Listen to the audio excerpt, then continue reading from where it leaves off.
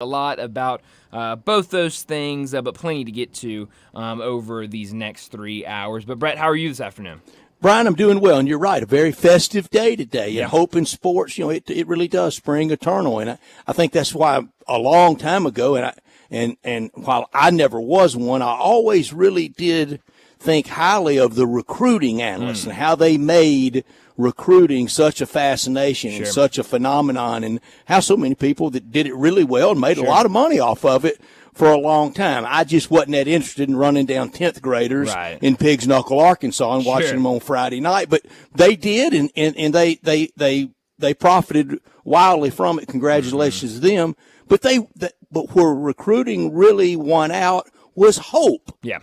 Always the hope that we need. And today, with the various press conferences around town, we have hope, and I think it is not misguided. Both places are in good shape, and both places can get a lot better, and I think we'll, and hope so. Yeah, no, I'm with you. I watched Ed Scott's press conference earlier today and thought he did a great job. I came away excited and really thought that the university made the right hire after listening to him talk. So really excited to see what he can do, and he kind of said it. He's got to hit the ground running. With what he's got to do, fundraising's at the forefront. The stadium's obviously a big thing. Got to hire a coach already. You get hired, and now you got to hire a softball coach. But seemed like a really fun event earlier today. So yeah, it was a good day nonetheless. It did. I think it is a mountain that he definitely can climb, and look forward to meeting him. I like the enthusiasm. I like the energy. Yeah.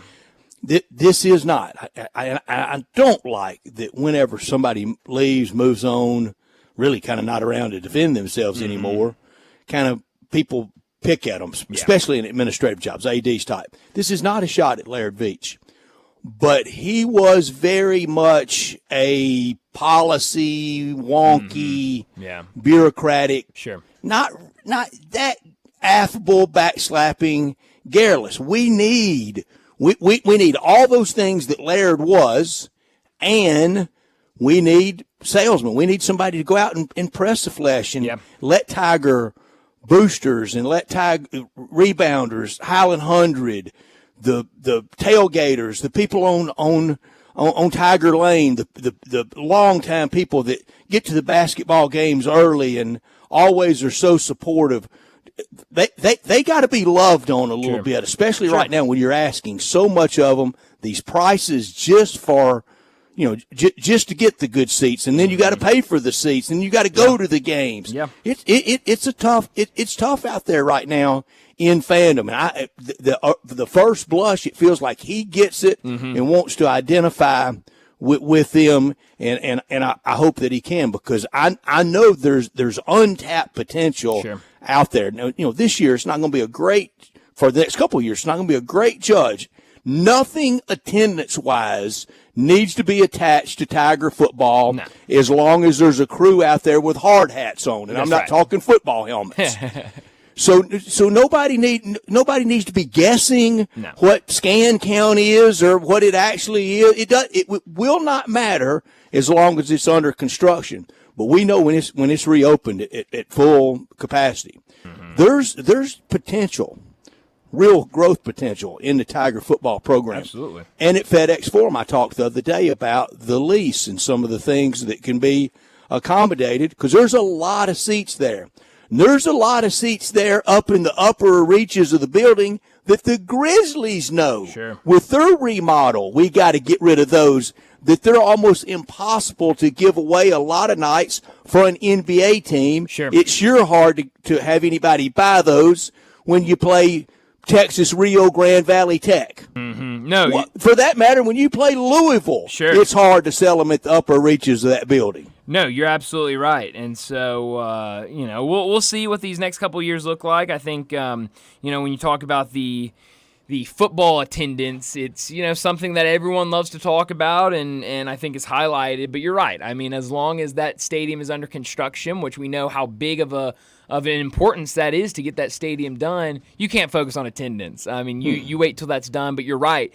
The excitement around this program, if you can keep that going, by the time that stadium's done, I mean, there's no doubt that there are going to be people wanting to get in there, and so I'm excited. I think a lot of momentum, across the board for Tiger Athletics, and really fun seeing him introduced earlier this morning. Good day to you, as you always do, and I will in a few minutes. We're with you until 6 o'clock. We've been with you already this year for the first half of the year. Can you believe that? It's crazy. Today is the last Friday of the first half of the year.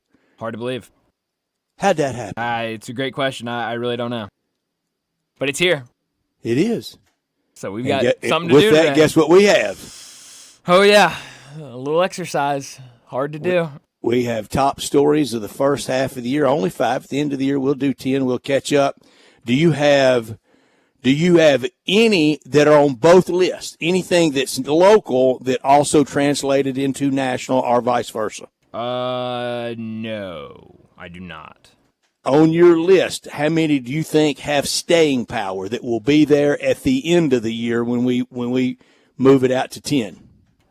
I think national, a couple certainly do. Or excuse me, local, a couple certainly do. National, maybe 1 or 2, maybe. One local I think can have staying power. Okay. I don't want it to have. Right. I'm 2 national that I think will be there, but it naturally will get moved down because we're going to have bigger stuff replaced. That's time. That's right. That's life. That's absolutely right. So I'm excited. It was fun kind of sitting down and trying to remember everything that's happened over these first 6 months of the year and trying to put them down, rank them, and I think I got a pretty good ranking. But we'll see how much overlap we have for both of us on my list and your list for both of those. I'm excited. And Newsmaker for both of those. We will. We'll have Newsmaker, and one of my 2 newsmakers really hadn't performed in this first half. Interesting. Okay.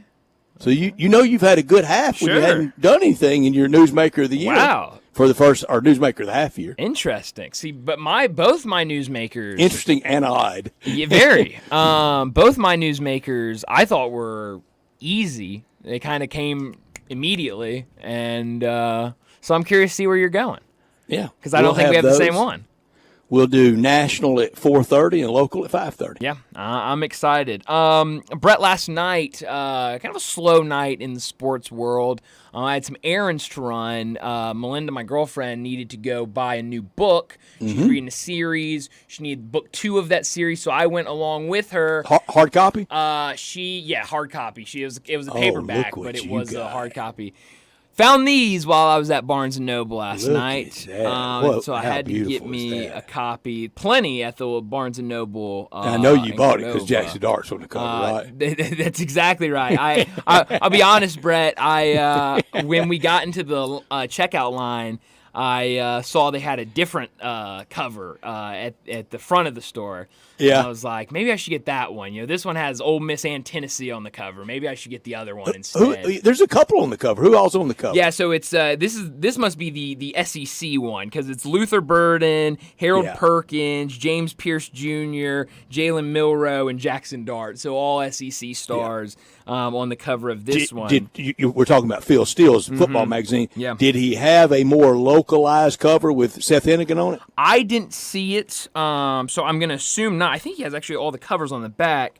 So he has the covers on the back. So there's one that looks like a straight-up national because you've got Georgia, Texas, Oregon, Ohio State, Penn State, one that's ACC, one that's Big Ten, one that is kind of West Coast, one that is Big 12, and one that is SEC. So no Seth Hennigan or any Memphis-related on any of the covers. So. Bryant, back in the day, the Sports Illustrated college football cover in August, usually about 2 weeks out. It usually would come about the 27th, 28th August, latter part of August, because we didn't start near as early as we do now. First playing weekend was never before the second weekend in September, and it was usually the third weekend in September. Interesting. There was even an NFL exhibition game played here at now Simmons Bank Liberty Stadium on Labor Day weekend a couple of times. Wow.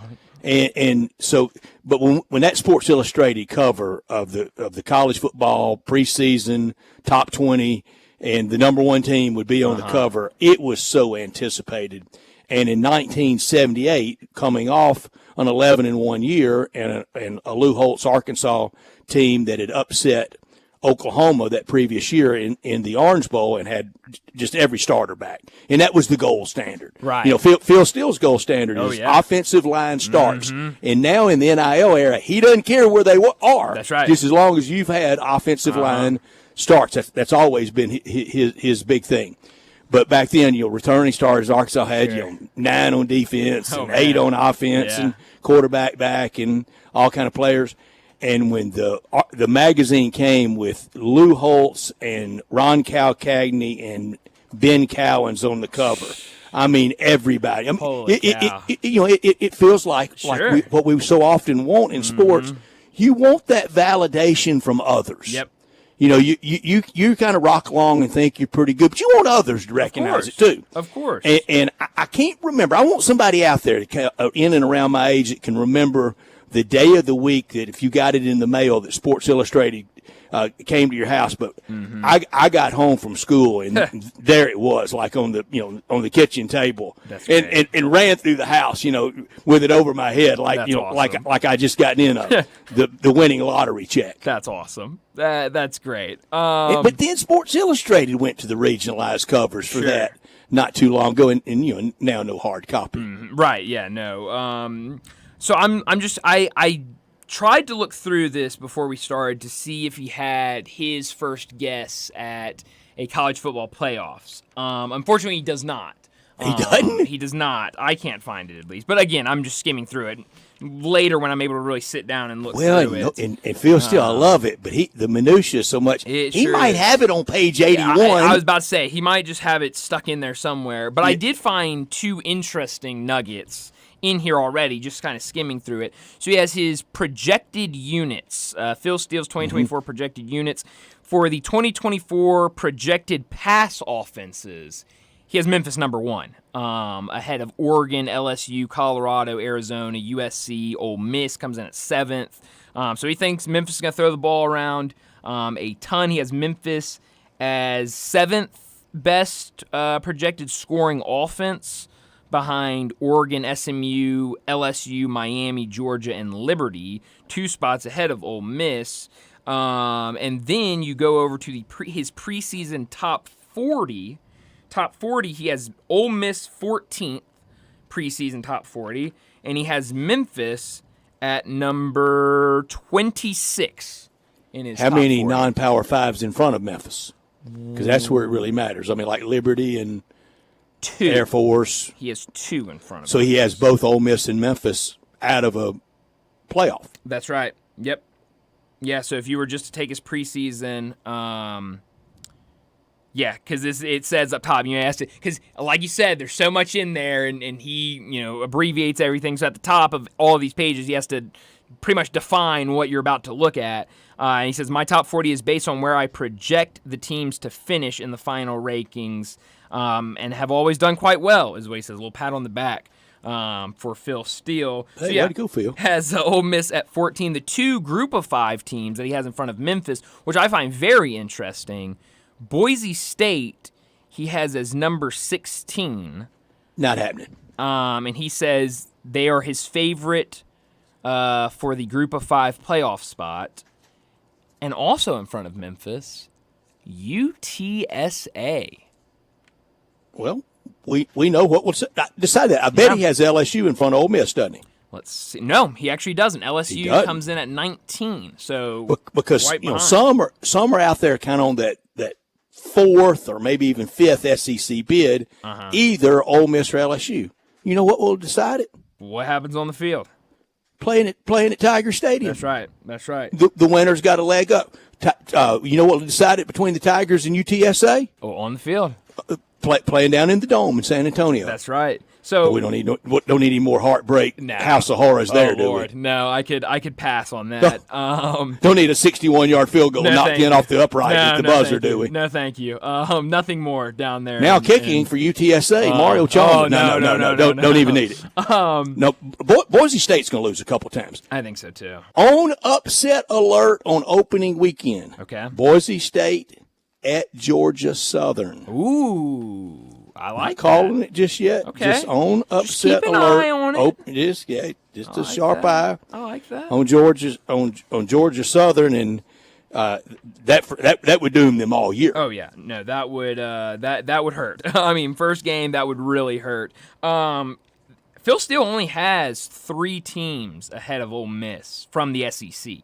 So he has, and that would be Clay Helton with the big upset for the Tigers. That would thank be. You, Clay Helton. Thank you. We would love for Clay Helton to do that. So the only 3 SEC teams Phil Steele has ahead of Ole Miss: Georgia at 1, Texas at 4, Alabama at 7.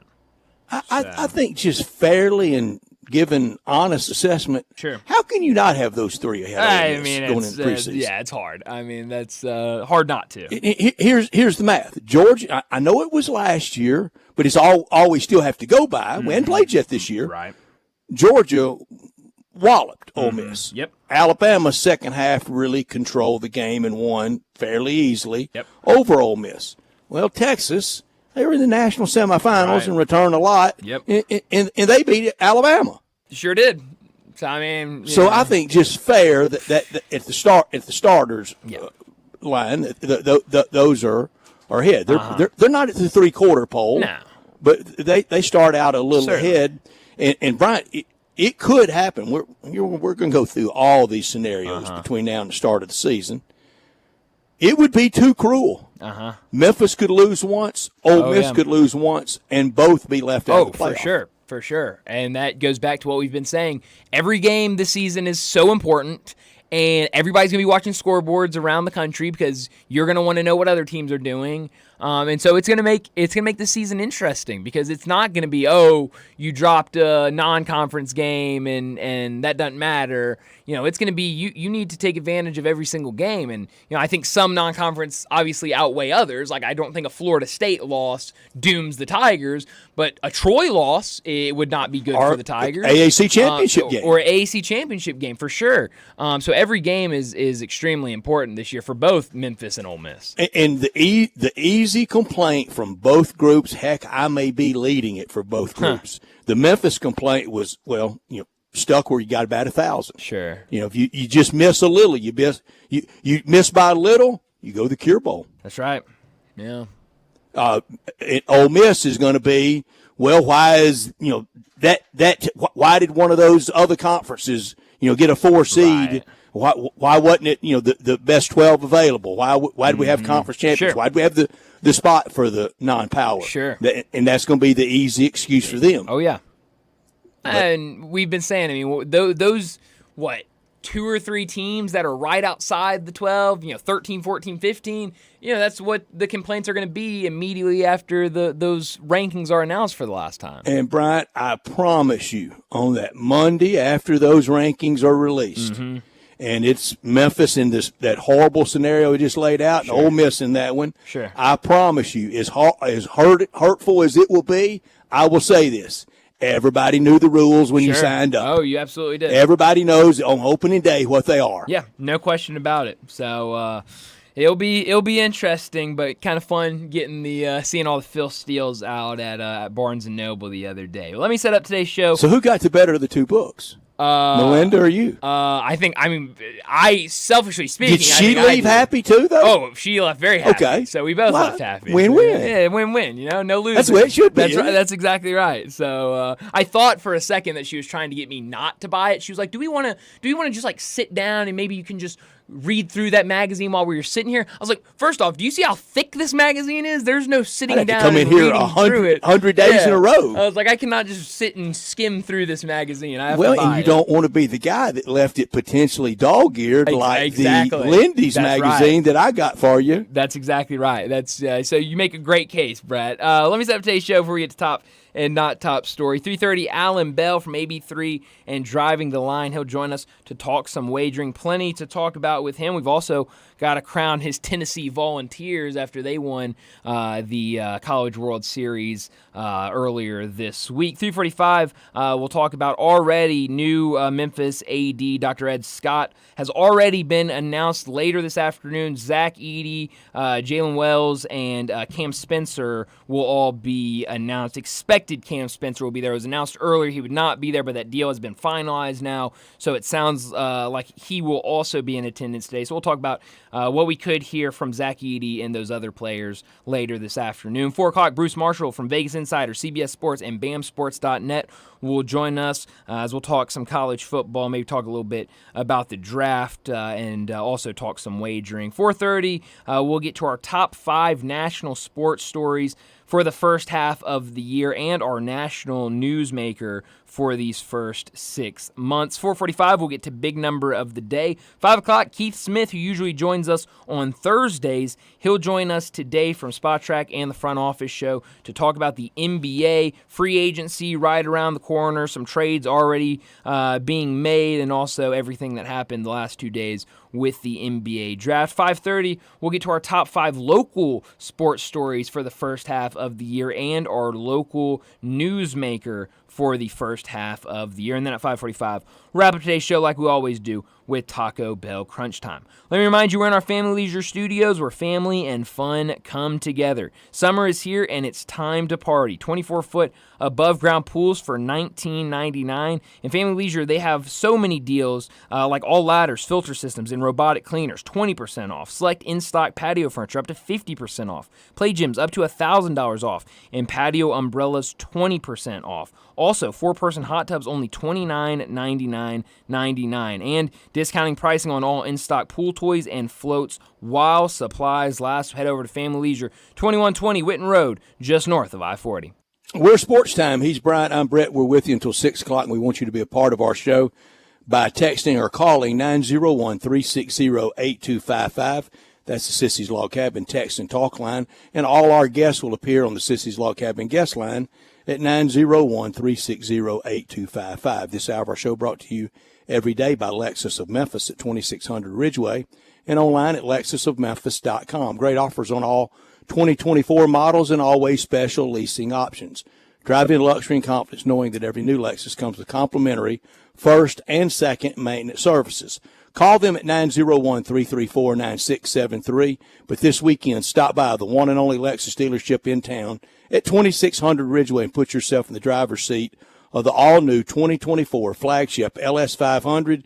You'll be driving in style. When you purchase a Lexus, you get top-of-the-line engineering and design, and they make for the luxury driving experience. Online at lexusofmemphis.com. Experience amazing at Lexus of Memphis. Top story of the day. Well, Brett, my top story of the day has got to be the introductory press conference for new Memphis athletic director Dr. Ed Scott. Took place earlier today at noon at the over on the South Campus, and I thought it was great. I thought everything he said spoke to looking towards the future, bettering this athletic department, and I thought it was great. He talked about how this program was going to be innovative, as you know, the NCAA is changing every day, and new things are coming to light, and things are changing every second. He said that Memphis, under him, the athletic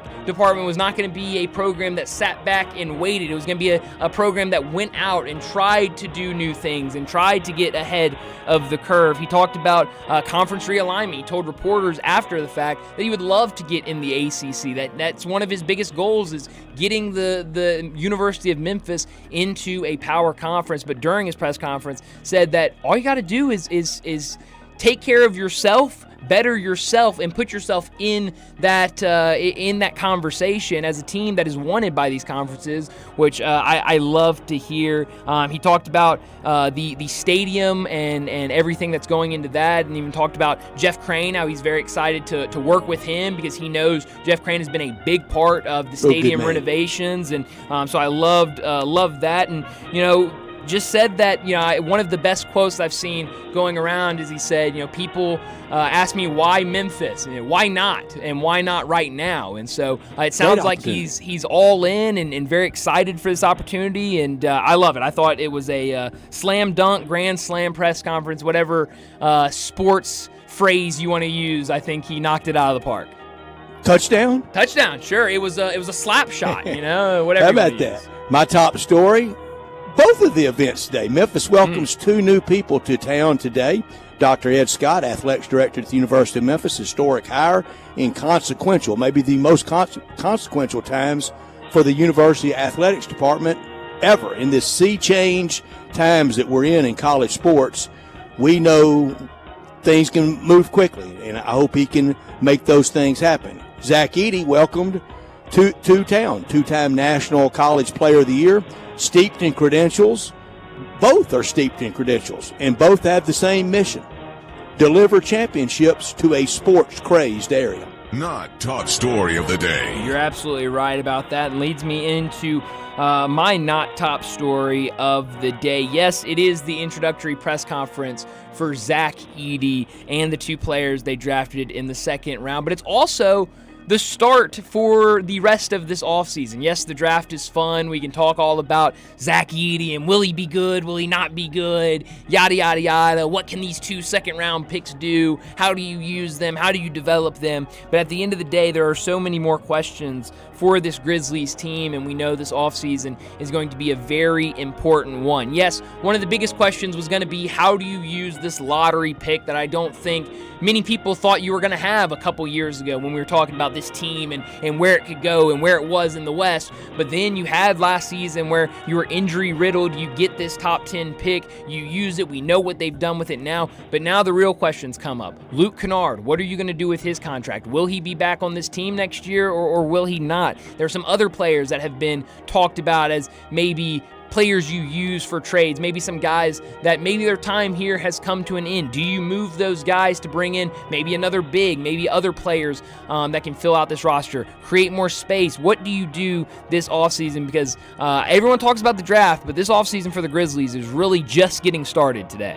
And that's my not top story. I like this next, from now until about July 10th, I really like this chapter of NBA better than I do the draft. I like the draft. I don't want to be in the draft. I don't want the draft to be as important as it had to be this year in Memphis. I want it to be more about free agency, and we know now until about July 10th, it will be as big or bigger than the draft really was. Yep. Free agency, it's about guys we know about, and they know what they can do, and we know what they can do. The draft is a guess. Yep. We don't really know what they're going to do. We hope what they can help give to us. And one other thing free agency is about, big money. Oh, big money. Capital B-I-G. But I'll do it for top and not top story of the day. Let's go ahead and get to our first break. And when we come back, we're talking wagering with Alan Bell. We are real sports talk. Sports 56 WHBQ. Available on your radio dial at 560 AM and 98.5 FM, as well as around the world online at sports56whbq.com. Take us with you everywhere by downloading the Sports 56 app. And at home, just say, Alexa, play Sports 56. Wherever you are, stay tuned in to real sports talk. Sports 56 and 98.5 FM. This Sports 56 traffic report is brought to you by Luttrell Belting. They keep you moving. Marty McNate at Gossett Volkswagen Germantown is turning back prices to give you the best deal in this decade. Doc gave me orders to turn back time with the 2024 Volkswagen Jetta SE. We got it for $249 a month, and it gets 42 miles per gallon highway. That's much better than my DeLorean, Randy. You got that right, Marty McNate. And I hear at Gossett Volkswagen Germantown, you got choices. Take your pick from 2024 Tiguan S front-wheel drive or 2024 Teos SE for $279.28 a month. Great Scott, McNate. That's Gossett Volkswagen Germantown on Winchester Road. Plus, get 0% for 60 months on Taos. Your future is whatever you make of it, Randy, so get to Gossett Volkswagen Germantown, 7420 Winchester Road, or shop online at GossettVWG.com.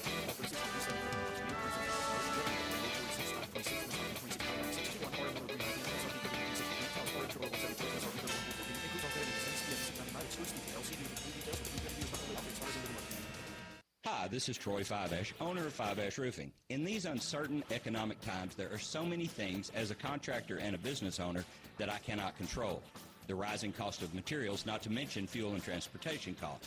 In the last 2 years, shingle prices have almost doubled, and commercial materials have doubled. And I don't have to tell you what fuel costs these days. But you know what I can control? How much markup I put on a project.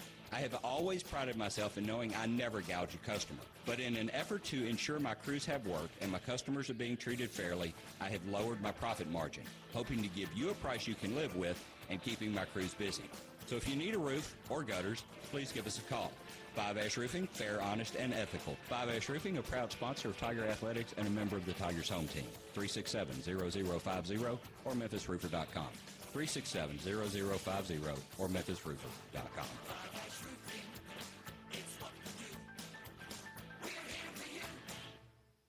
Getting engaged is one of life's most spectacular occasions. And when you find your ring at Sissy's Log Cabin, the promise of a lifetime begins with our promise to always provide unmatched quality, superior service, and brilliant natural diamonds. Find your dream engagement ring, wedding bands, and more when you shop Sissy'sLogCabin.com or stop by one of our 6 locations.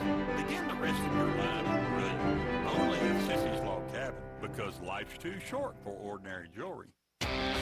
Visit Frontier Western Store today for new shirts and boots. Frontier is your top Carhartt store in the Mid-South. There's thousands of in-stock shirts and jeans. They have the classic K87 pocket tee in every color they make, including new ones just released. Available small to 4X. Want new jeans? Frontier has you covered with super tough work denim by Carhartt. And you've got to check out their selection of Ariat jeans for men, women, and children. You'll love how easy it is to find the size and style you need. Have you seen Frontier's remodeled world-famous boot showroom? It continues to expand. New styles by Ariat just arrived, plus plenty of in-stock proven classics too. Whether you need work or dress boots, trust that Frontier's the place to come. See thousands of pairs of Ariat boots and thousands more by Dan Post, Corral, Durango, Rocky, Twisted X, and others. And Frontier's pricing is lower than online and chain stores, so you know just the local shop to visit. Frontier Western Store, 5880 Goodman Road in Olive Branch, and on the web at frontierwesternstore.com. Locally owned and operated since 1967. All 650 acquisition fee, Telluride RG 510849, MSRP 38305, Forte LXS RE 780 169, MSRP 21820. Includes all rebates and incentives. Must finance through Hyundai. Excludes tax title and license. See dealer for complete details. Offer valid through 6/30/2024 with approved credit. Dealer stock only. Hey Jeff, I hear you got the Kia Summer Sticker Sales event going on right now at Gossett Kia South on Mount Moriah. Give me some scoop. Randy, the scoop is I'm ready to put you in a new Kia for less. 2024 Kia Forte LXS 41 MPG Highway, $199 a month, $34.99 do it signing. How about a 2024 Kia Telluride LX 357 a month, $39.99 do it signing, 24-month lease. Plus 0% for 48 months on 2024 EV9. And every Gossett Kia comes with a 10-year, 100,000-mile powertrain limited warranty. So whether you live in Horn Lake, South Haven, Olive Branch, or Memphis, you'll be happy at Gossett Kia South on Mount Moriah. Gossett Kia South, 2680 Mount Moriah, or online anytime. KiaMountMoriah.com. Now back to Sports Time on Sports 56 and 95 FM. This hour is brought to you by Lexus of Memphis. Here are your hosts, Red Star Sports Movie and Brian Gates. Welcome back into Sports Time. Bryant and Brett with you, and joining us now on our Sissy's Log Cabin guest line, Alan Bell from the AB3 and Driving the Line. He joins us to talk some wagering. Alan, thanks so much for joining us. First off, congratulations to your Vols for winning the College World Series, but also congratulations to you for the handicapping you put in the entire college baseball season, and also the postseason. Fun to follow, and I'll be honest, made me some money, so I can't be mad at you. Hey, there we go, man. First off, I appreciate you guys having me back. You know what? That's the most important, man, is that we all won together. That's right. So good for the Vols, but better for us, man. That's right. What we want right there. Did you think Tennessee would come back from the 1-0 deficit? How worried were you? Oh, man, I was a little concerned, right? I mean, Texas A&M came out and played pretty much a perfect game there in game one. Struck Tennessee out 17 times. And you're thinking, oh, my goodness, man, like, you know, how is a team going to come back from that? Because, quite frankly, the pitching was going to get better as it went. You know, Texas A&M had a lot of studs up there on the bump, man. But, you know, Tennessee's done that all year. They've only lost back-to-back games once all year long, and that was in the first conference series against Alabama on the road. Other than that, this team has bounced back from anything that's been thrown at them. So, yeah, I mean, it was concerning, but it was also like, all right, win game 2, and then all the pressure's on Texas A&M in game 3, which it ended up being exactly right. Yeah, well, and then on the other side, you have the head coach that right after the game, he loses. They ask him, Coach, there's a big job opening in this state. What are you going to do? And he says, he took offense at it. That took much offense to it, called it a selfish question. And he was backing as he spoke. Literally, less than 24 hours later, he's announced the next head coach at Texas. What did you make of that situation? I thought he was an absolute clown. I think absolute clown. Absolute clown. Should never be forgotten either by media members. Yeah, the media gets crushed for a lot of things, and rightfully so on some. But, that person just did their job, and that was a fair question. Because if the A&M coach wants to be mad at anyone, don't be mad at the reporter. Be mad at the Texas AD who flat out said out loud, I'm going to Omaha, and I'm not leaving without a coach. Well, there were only 2 coaches there, and I can tell you with 100% certainty that Tennessee's coach wasn't going. So that's who you should be mad at for bringing that up. That's where that reporter got that from, because we were talking about that before the game. So I thought it was an absolute clown move. And then, he gave, a half rear apology afterward. It's a standard fare, that what clowns do. And that's what he did. And quite frankly, I'll tell you this, life and karma are real things. And, the way that you treat people when you're on the way up, the way people are going to treat you on the way down. And if he thinks that Texas is going to have any thought of his feelings whatsoever when they fire him in 2 to 3 years, yeah, I got another thing coming for you, buddy. Yeah, and that karma is going to get paid back next year, because we know in the SEC they're staying at 10 weekend series, 30 conference games, 5 home, 5 road. At least 8 of those 10 are like super regionals, and some of those are on the road. And at Oklahoma, at Arkansas, and at College Station, the reception and reaction you're going to get. And he just threw heaping gallons of gasoline on an already pretty toxic situation. There's a guy out there that's been right on a lot of conference realignment that he thinks A&M is looking to go to the Big Ten. And this didn't help things, that they liked being away from Texas, apart from Texas, being the only Texas school in the SEC, and that they've been running hot since Texas came in. Could you ever see that happening, Alan? I could. I could see the want to, right?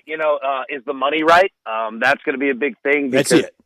Yeah, I mean, is the money right? But I could totally see it. If I were A&M, I would have liked the split away from Texas. And I'll say this too, going back to that coach, it's not going to be hard to recruit against that guy. When he's trying to get people in the transfer portal and he's in, houses talking to parents. It's not going to be hard to say, oh, well, I mean, he left all these screwed. He didn't care about them. But, he's going to care about your son. It won't be difficult. And there's way, way too many good recruiters in the SEC. And, I know Texas likes to flaunt around that it has money. Yeah, so does everyone else, pal. If you had money, you'd be winning, and you wouldn't be looking for a new coach. Let me just tell you that. Yeah, LSU's just not going gently into the night, are they? And South Carolina didn't hire Paul Maneri for kicks and giggles. No, the state of Mississippi ain't going anywhere, and you got 2 of them to deal with, right? No, man. The Razorbacks. There's way too much money. There's way too much talent. There's way too many coaches that know how to recruit. And quite frankly, Texas, you ain't won much here, lately. Good luck to you. I hope that works out, because that was a clown move, and you did it publicly. All right, Alan, we asked this on Tuesday. Of course, this is what talk radio does, Alan. So Vitello gets his. Who's next in the Tennessee department? Is it Rick Barnes in men's basketball, or is it Josh Heupel in Tennessee Volunteer football? National champions. That's a great question. If I had to pick one, I would say Rick Barnes. He's just closer, right? And I don't know what he has in regards to getting players to stay, right? He would be my vote. If I were picking between those schools, I would want to say women's basketball, because I think they do have a really good coach that's coming in this year. But I mean, who's going to go through South Carolina? That's going to be a problem, man. So, yeah, if I had to choose between them, I would say Rick Barnes, man. Yeah, and the shadow of Coach Pat Summitt just, I think, has made it really tough on the coaches, since she coached there. I mean, that's replacing Newt Rockney. Yeah, it is. And, it's difficult because the landscape of college basketball on the women's side is changing a lot for good. She made right? it change. She changed. Absolutely, right? Like she did. And now you've got a lot more competition out there, and you've got a lot of talent, man. Like, that's the thing, too, is that you're going to have to deal with a lot of these schools that aren't going anywhere either. So, yeah, man, like I would have to answer Rick Barnes, even though it's difficult, but there's something about him. He seems to be a very likable guy when he goes into to parents' houses. And the respect that he gets from other coaches kind of around the league, that it seems like he'd probably be positioned the best to have a shot to do it. Yeah. Talking to Alan Bell, he joins from the AB3 and Driving the Line. Some good pitching matchups tonight in Major League Baseball. Is there anything you're keeping an eye on tonight or anything you like betting-wise? Yeah, so tonight, speaking of pitching, Max Scherzer for the Rangers going up against the red-hot Baltimore Orioles, right? Cannot wait to see how he fares, what his pitch count looks like. And, you're never really concerned about Max Scherzer. I mean, that guy's a pro. But the Orioles are hitting everybody, buddy. It seems to be like a batting cage for them boys. So we're going to see that. So I think that's going to be a really fun series, all weekend long. We saw the Yankees and the Blue Jays. Last night, Blue Jays got all over Carlos Rodon. When you speak from a betting perspective, those totals are pretty low, man. Like, they're sitting at, I think 8 the last time I saw. So I like that. And look, I'm going to play the Rangers and the Orioles over 8.5. It might have gone to 9. Still play it at 9 because I think that no matter what, you've got good pitching, but you've got an Orioles team that's hitting everything, and you got a Rangers team that's due to start hitting everything. So, yeah, I like those two overs, man. But it's going to be a good weekend in baseball. Alan, how do you defend yourself against some of the ones that have been easy go against, the Marlins 29-52 and the struggling White Sox and struggling Rockies? I mean, and Rockies and White Sox are playing a series this weekend, but all have been competitive enough that, I mean, when you go against them, you're going to pay big for it. Yeah, you are. You better be careful, man. There's just a lot of parity around Major League Baseball. Even those teams that are way down at the bottom, they seem to just pull up, and pick up. That's Major League Baseball, man. It's difficult, right? So what I look to do is to just understand that, hey, say I'm betting against the White Sox, right, for a week set of games. Well, I might lose today. All right, it's okay. It's understandable. But you know what? I'm going to stick to the process. As long as the numbers and the data make sense, I'm going to stick to it because more times than not, look at the record. You're going to pick up those wins. You got to make sure the juice is right. But don't be afraid. Like you'll lose some in this sport, but you're a better better when you understand that losses are going to happen. All right, just mitigate them and understand and trust your gut, trust your judgment, and what you're doing. You're gonna be all right. Yeah, it's definitely good advice, especially in a sport like baseball, where I mean, anything can happen on any given night. I mean, everything's pick'em. Yeah, and a good example, like last night, where the the Braves are like minus 350 against the Braves, and they go out and win the game 1-0. So I mean, you really never know what to expect, especially with Major League Baseball. I'll give you a good piece of advice on that. I didn't interrupt you, but I'll give you a good piece of advice. In Major League Baseball, like betting wise, this is when it's a really good time that you don't have to bet and look at all the wagers of every team of every game. Find you a team, right, and just stick to them for a little while. Simplify your process, man. Like if you were to say, you're around the Braves, right? You're like, okay, you know what? Like I could focus and watch the Braves game in and game out, or the Cardinals, or whoever, right? Don't be afraid to simplify down your process. You'll find success there. I like that. I like that a lot. Well, Alan, as always, thanks so much for joining us. Enjoy your weekend, and we'll talk to you again next Friday. Man, I appreciate you boys. Y'all enjoy your weekend as well. Can't wait to it next week, man. Thanks, Alan. Thank you, Alan, and enjoy your 4th of July. We won't talk to you again until after we have all celebrated. Alan Bell with us every single Friday. and he's always on our Sissy's Log Cabin guest line, where all our guests appear. Sissy's Log Cabin, the official jeweler of the hometown teams of the Memphis Grizzlies and the Memphis Tigers, and that great location at Laurelwood at 4542 Poplar at Poplar Perkins is where they're located, where they opened in December, and where they'll be for a long, long time. Bill Jones and his great team here to stay. Some blow in and out overnight, not Sissy's Log Cabin, part of the fabric of the community with that support of the Tigers and of the Grizzlies and the FedEx Forum Seat Lounge when we get back to games with the Grizzlies that we've talked so much about this week, and it makes us just more excited to get to October and get back to Grizzlies games. 9,000 square foot store in Laurelwood with expanded lines for Rolex, Cartier, diamonds, and more in the Mid-South's largest selection of one-of-a-kind jewelry, engagement rings, wedding bands, necklaces, earrings, since 1970 with all their great locations across the Mid-South. Unsurpassed value, exceptional service, expansive selection, and an extraordinary shopping experience, because life's too short for ordinary jewelry. Well, let's go ahead and get to a break. When we come back, we've already had one introductory press conference this morning for the University of Memphis, one later this afternoon for the Memphis Grizzlies. We'll talk about what we heard from Dr. Ed Scott and what we could hear later this evening from Zach Edey. We'll do that next on Sports Time. Add a little fun to your lunch break. Join Johnny Radio for Sports 56 Happy Hour from 11 to 1 every weekday on Sports 56 and 98.5 FM. For retro cruiser styling packed with modern innovations, riders of all skill levels choose a Honda Rebel. Incredible motorcycles with a stripped-down style and a full package of features. Both the 300 and the 500 offer compact power inside a lightweight frame. Combined with a low slim seat, the Rebel is easy to start on. And with new colors for this year, they are impossible to ignore. Go to DeSoto Honda to check out the 2023 Honda Rebels. Cruisers with premium style and performance to enjoy every second. Use the street as a racetrack with a long video. Summertime's finally here, and that means it's time to party. Lucky for you, Family Leisure is having a summertime to party sale. Now, what's all included in this party sale? Practically everything. 24-foot above ground pools for as little as $19.99. All ladders, filter systems, and even robotic cleaners are 20% off. Come in and look at all of the in-stock patio furniture Family Leisure has. Plus, it's up to 50% off. Play gyms for the kids, that's $1,000 off. Patio umbrellas, take 20% off. You can get a 4-person hot tub for just under $3,000.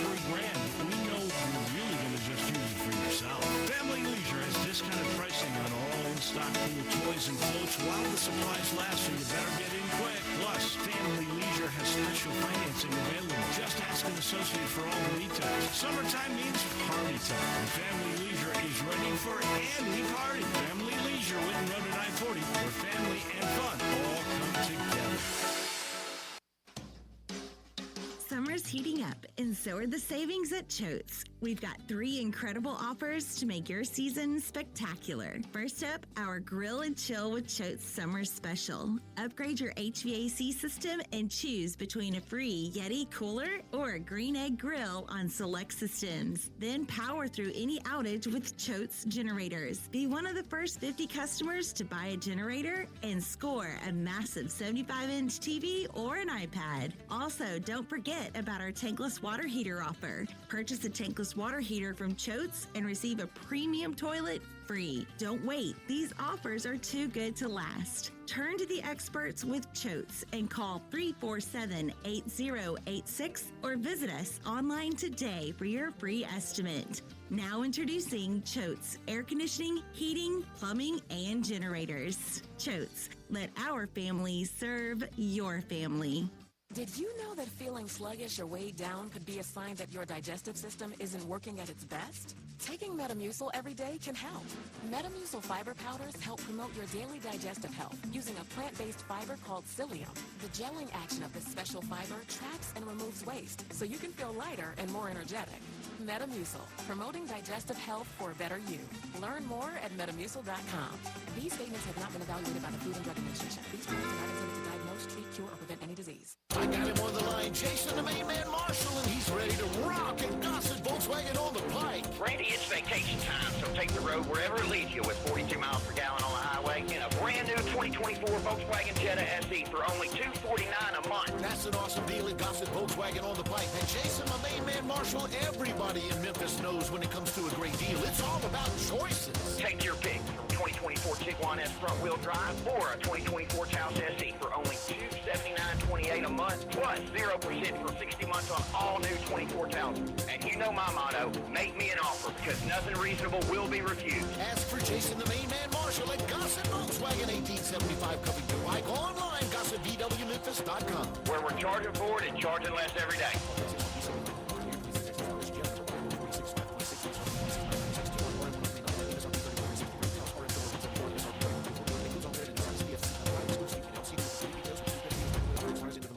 Now back to Sports Time on Sports 56 and 98.5 FM. This hour is brought to you by Lexus of Memphis. Here are your hosts, Brett Stark, Sportsworthy, and Brian Gates.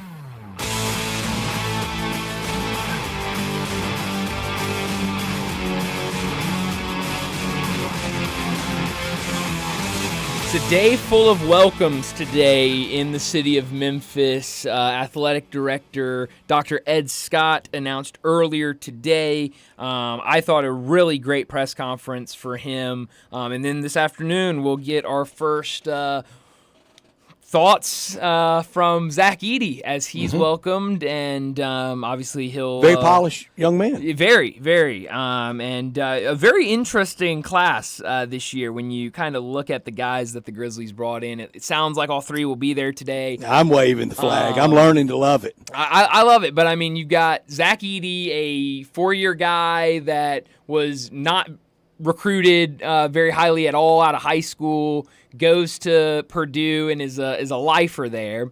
You've got Jalen Wells, who started out in D2 before transferring up to Washington State, and then you've got Cam Spencer that started at Loyola, Maryland before going to a couple different stops. And they're all decidedly older than Gigi. Exactly, and that's the thing is these are three older guys, three guys that it was not a, come onto the scene in college and you're immediately a star and then go into the NBA. These are guys that have had to grind and work hard, and like you said, much older than Gigi Jackson, and so there's a lot of people older than well, Gigi Jackson's even young for you. Yeah, I was about to say Gigi Jackson. I mean, how many years is it where he's the young guy in the locker room? I mean, he's going to be it for a while, but there's a lot of times he's going to be making a lot more than than the rest of them. I think both introductions today have a lot in common. Okay. For Dr. Scott, there's been a lot of ADs hired at the University of Memphis that had a tougher battle ahead of them than he has. Now, he's got the ultimate battle for these changing times with conference realignment. Get in something else. We got to get out of the AAC. We got to get it. Everybody knows that. But the position that football and basketball both are in, the two primary money-making sports, there's been times other ADs have been hired when they were not as strong as they are today. Sure. For Zach Edey, need him to come through badly, but there have been a lot of Grizzlies number one picks introduced when there wasn't a lot of hope ahead. Yeah. No, you're right about that, and so there's a lot of hope here for this for both Grizzlies of them, team, and kind of quickly. You're, right. You're absolutely right, and I think that's kind of the biggest question I have specifically for Zach Edey is I think there are a lot of hopes and, what can you do immediately and how can you help this team immediately? And so it'll be interesting. I'm curious if, if somebody this evening addresses if he will or won't play in Summer League because of his obligations with Team Canada. So, it's going to be, I'm really excited. I know I'm one that Two-city Summer League. You're absolutely right. Salt Lake City to start it out and then to Las Vegas with everybody else. So, I don't know if they might want to try to sneak him into Salt Lake, and I hope not. But we'll see. I for somebody that was against the pick, I am very excited to hear what's said this evening in this press conference. Yeah, at some point, you have to go with the hand that's dealt, and that's what you're doing. That's what we're all doing, and we want it to work. We're pulling absolutely for both announcements to be to be big successes, and I like the open, some would say brazen realignment talk by Dr. Scott. Yeah, and I was kind of seeing some reactions. Why of duck that. it? Yeah, I mean, why not? That's what people want to hear. That's right, and I mean, it was. You can raise more that way too. Sure, you absolutely can, and a guy that has direct ties to the conference he said he wants to be in, and so I don't think that hurts at all. So no, I thought it was a great press conference for him. Towards the end of his press conference, he started talking about his daughter and said that that when they go to school every morning, when he takes her to school every morning, he said there's 5 questions I asked her, and so he starts saying what the questions are, and she, sitting in the front row, starts answering the questions. That's great. Yeah, and so it was really fun to see. He very seems like she was setting by Coach Hardaway, wasn't she? She was, yeah. So that's a good wingmate. Absolutely, and so he seems like a very family oriented guy, and so I loved everything about him. Wish him the best, and I absolutely do. I hope in 15, 20 years, that we're looking back at this day and the picture of Dr. Ed Scott with the jersey and Zach Edey this evening with the jersey and talking about how big of a day that was for Memphis. And he too, and leads to championships and other conferences. Absolutely. So only time will tell for both of them, but definitely a fun day. But that'll do it for our first hour. Let's go ahead and get to a break. And when we come back, we're going to talk some wagering, some other things, though, with Bruce Marshall. He joins us next.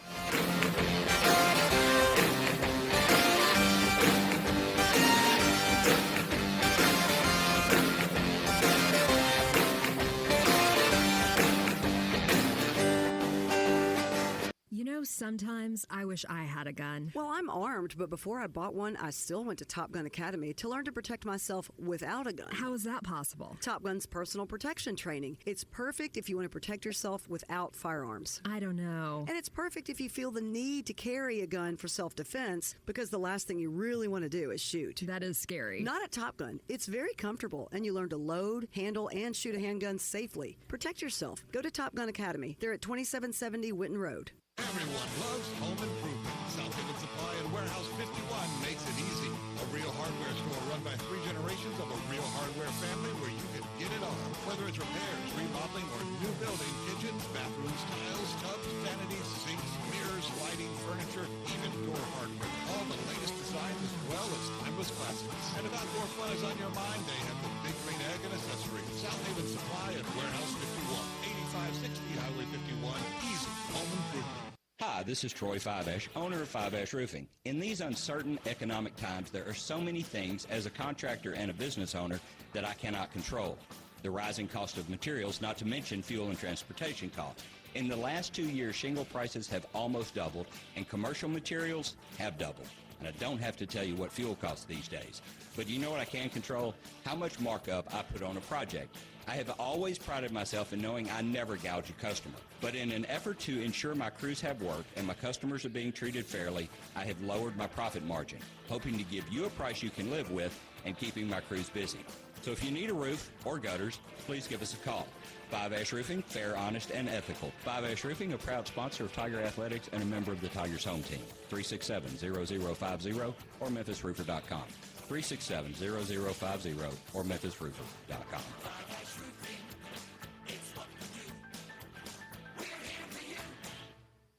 It's the Kia Summer Sticker Sales Event. It's going strong at Gossett Kia on the Pike. Are you ready to ride in your new Kia with 41 MPG Highway? We Gossett! 2024 Kia Forte LXS, $199 a month, $34.99 due at signing. How about 282 miles of EPA estimated range with new 2023 Kia EV6 Win, $249 a month. And 2024 Kia Telluride LX 357 a month, both $39.99 due at signing, all 24-month lease. And get peace of mind with Kia's 10-year 100,000-mile powertrain limited warranty. Call Bobby J. He's ready to put you in your new Kia today. Gossett Kia 1900 Covington Pike online, KiaCovingtonPike.com.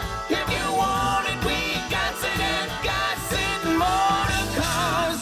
Rebates and incentives. Lease includes PF 695, 650 acquisition fee, EV6 P561 0964, MSRP 50,200, Telluride RG 510 849, MSRP 38305, Forte LXS RE 780 169, MSRP 21820. Plus finance through Hyundai. Excludes tax title and license. See dealer for complete details. Offer valid through 6/30/2024 with approved credit dealer stock only. Petty Country, the country music celebration of Tom Petty, bringing the top talent in country and Americana music together to create a 20-song tribute to Cody's dynamic musical legacy, including Chris Stapleton, Luke Combs, Thomas Rhett, Jack Stedman, George Strait, Carly Pierce, Dolly Parton, Willie Nelson, Wilson, Winona, and more.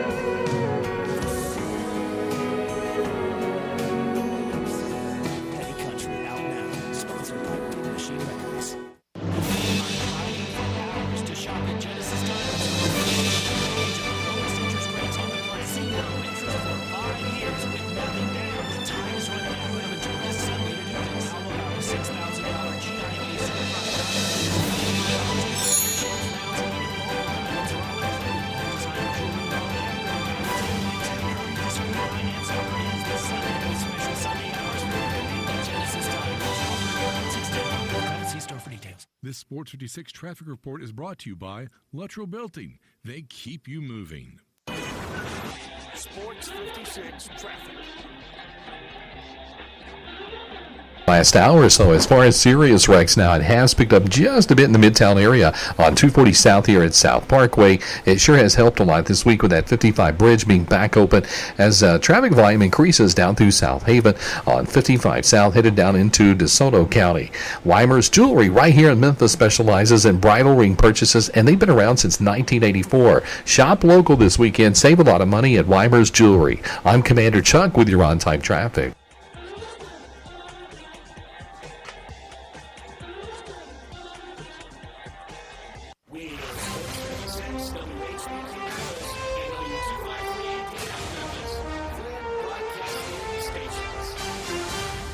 Joining the guys every Friday is college football historian and Vegas legend Bruce Marshall from Vegas Insiders, CBS Sports, and his own website, BamSports.net. With over 30 years on Memphis radio, with Captain and Sports Talk, here's Bruce Marshall with Brian and Brett.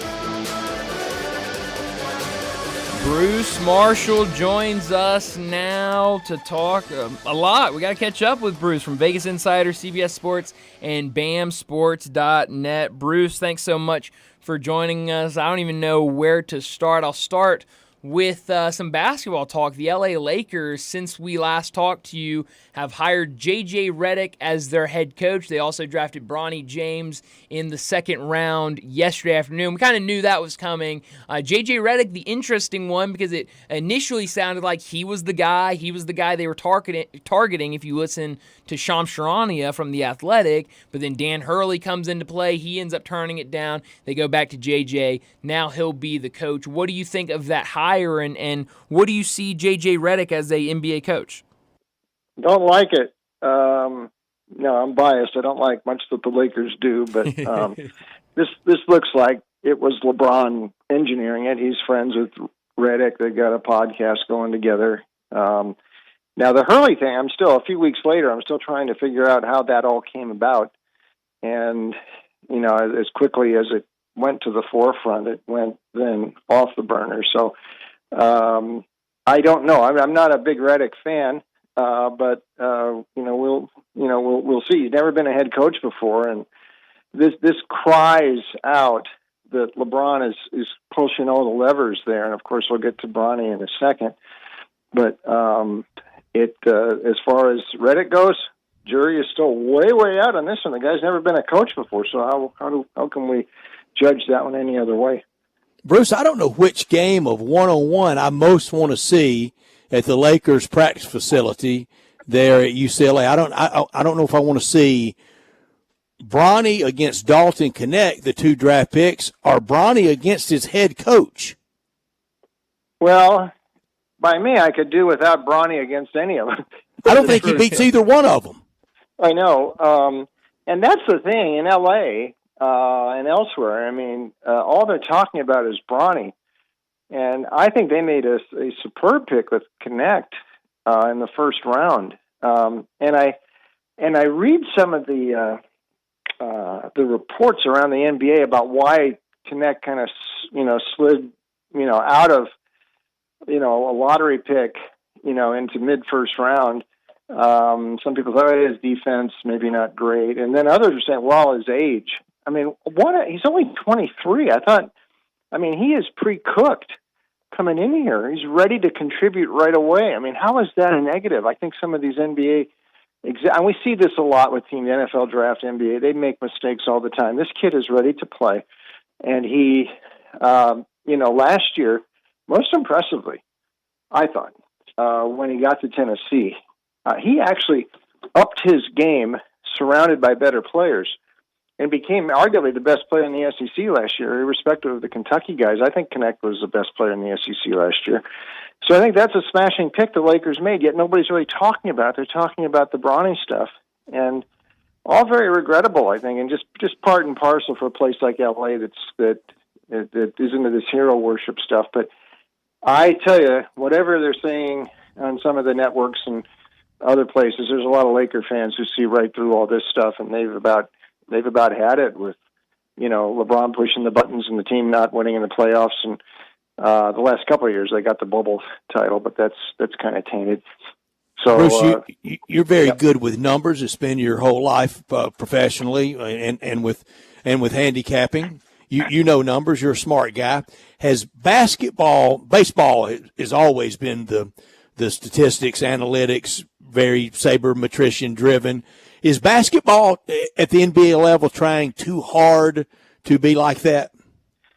Maybe so, and I definitely think it could be. And this is a lot, not just in the NBA, but in college too, because we're talking about the way the game is played now, the 3-point shots and all that. But so yes, I agree with that, Brett. But this is where the Bronny thing comes. Bronny doesn't fit into any of that. He sure doesn't. He doesn't. I mean, this is why I'm shocked that someone as PR conscious as LeBron can't see the resentment that this is going to cause not only to him but to his son. I mean, I think it's grossly unfair to put Bronny in this spot in something that cries out nuclear entitlement, nuclear nepotism. Everybody sees this. And that LeBron somehow doesn't. He's doing it. His son is being, I don't like to tell people how to raise their kids, unless it's my own kids. But, he is doing Bronny a huge disservice here, I think, by putting him in this, of all places. And the fact, this looks so engineered, and the fact Rich Paul, the agent from Clutch, LeBron's agent, apparently told teams, don't you dare draft Bronny. Not that they would, but he put that threat out there. He'll go to Europe. He only wants to play for the Lakers. I thought the NBA was beyond something like this. I've never seen a fading star like that be able to orchestrate an entire organization. It's a pockmark on the NBA and the Lakers, I think. Bruce, I thought that kind of thumb on the scale, daddy ball, with every layer of sports, kind of from little league to high school. Okay, maybe at college the coach's kid plays quarterback when there's probably one really better. But when you get up there where there's paychecks on the 1st and 15th, and it's big money on the line, I didn't think we would have this kind of thumb on the scale taking care of the child with this form of nepotism. And I have heard some imbeciles want to compare it to Ken Griffey Jr. and to Peyton and Eli. Are you kidding me? I know, and and the Griffeys in particular. I mean, Junior came in as a can't-miss star, and he did not miss a lick. Didn't miss a lick. So I mean, that's a totally different thing. And it was just actually Papa hanging around, to play with him. But Bronny, they force-fed this, and there's only 2 rounds in the NBA. Listen, if the Lakers, if they so chose, nobody else was going to draft him.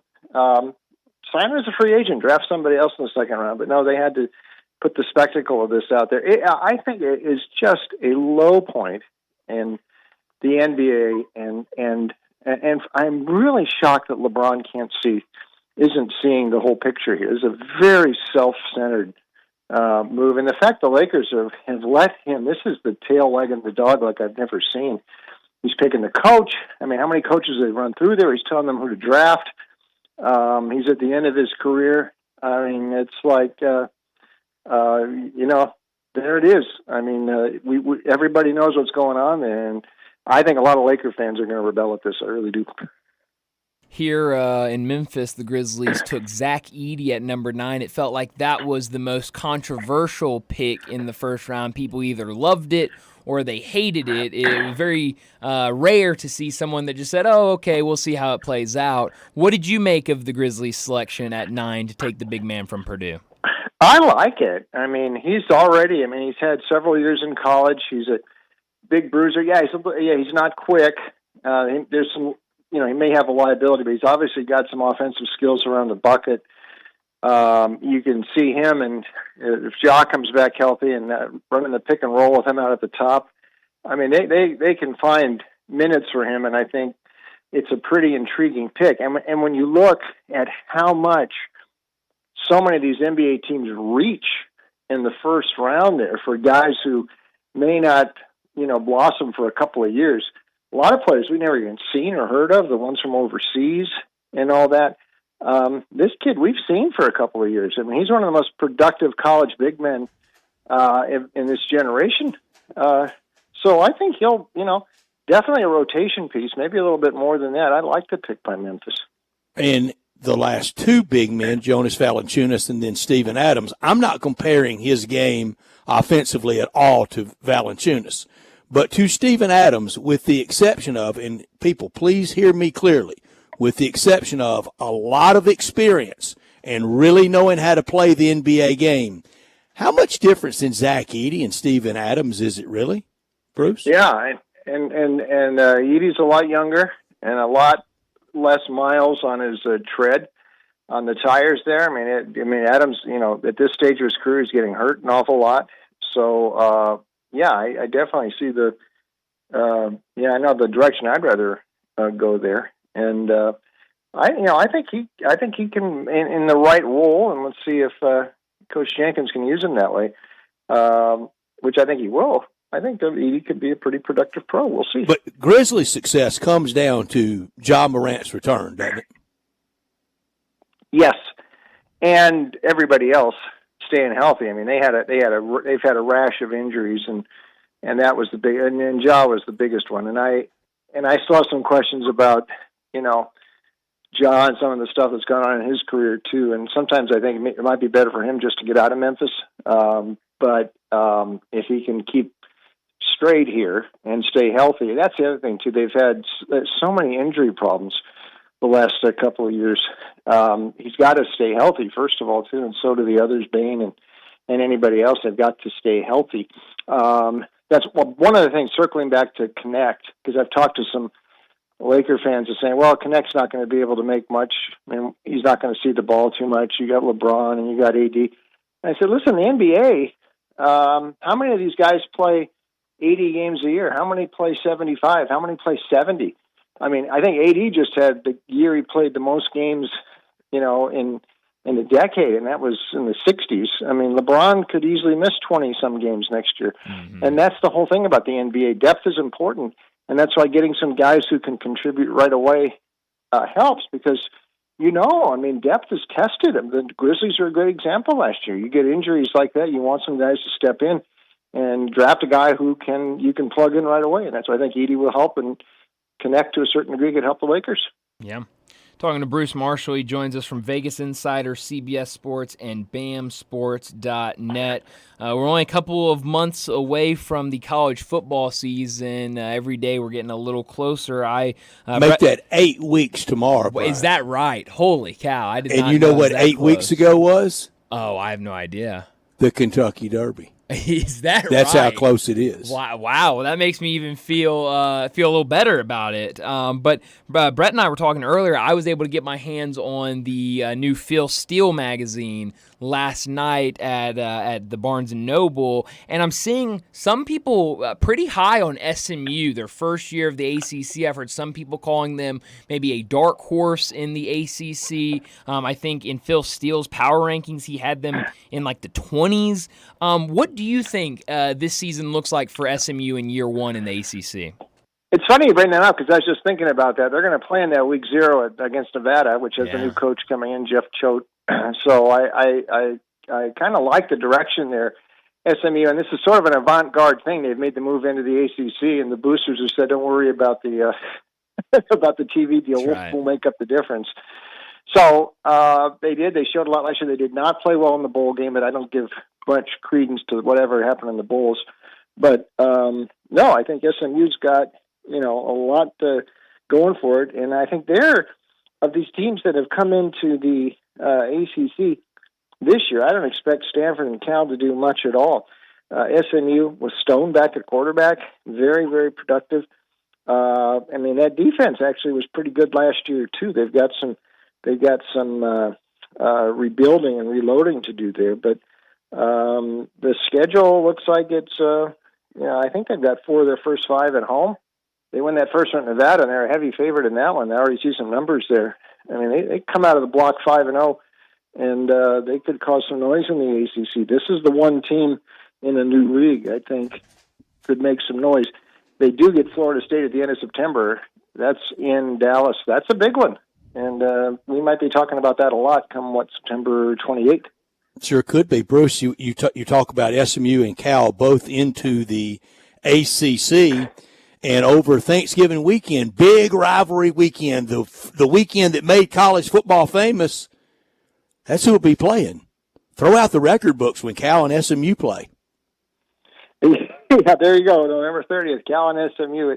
We got to get used to some of these. In the ACC, some of the changes there are really going to take a while to get used to. I mean, Cal, SMU. I mean, a lot of history in there.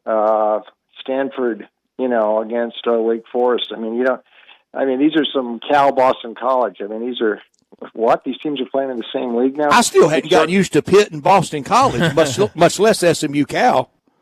I know. Yeah, these old Big East. And the ACC has really got a wide net right now, coast to coast.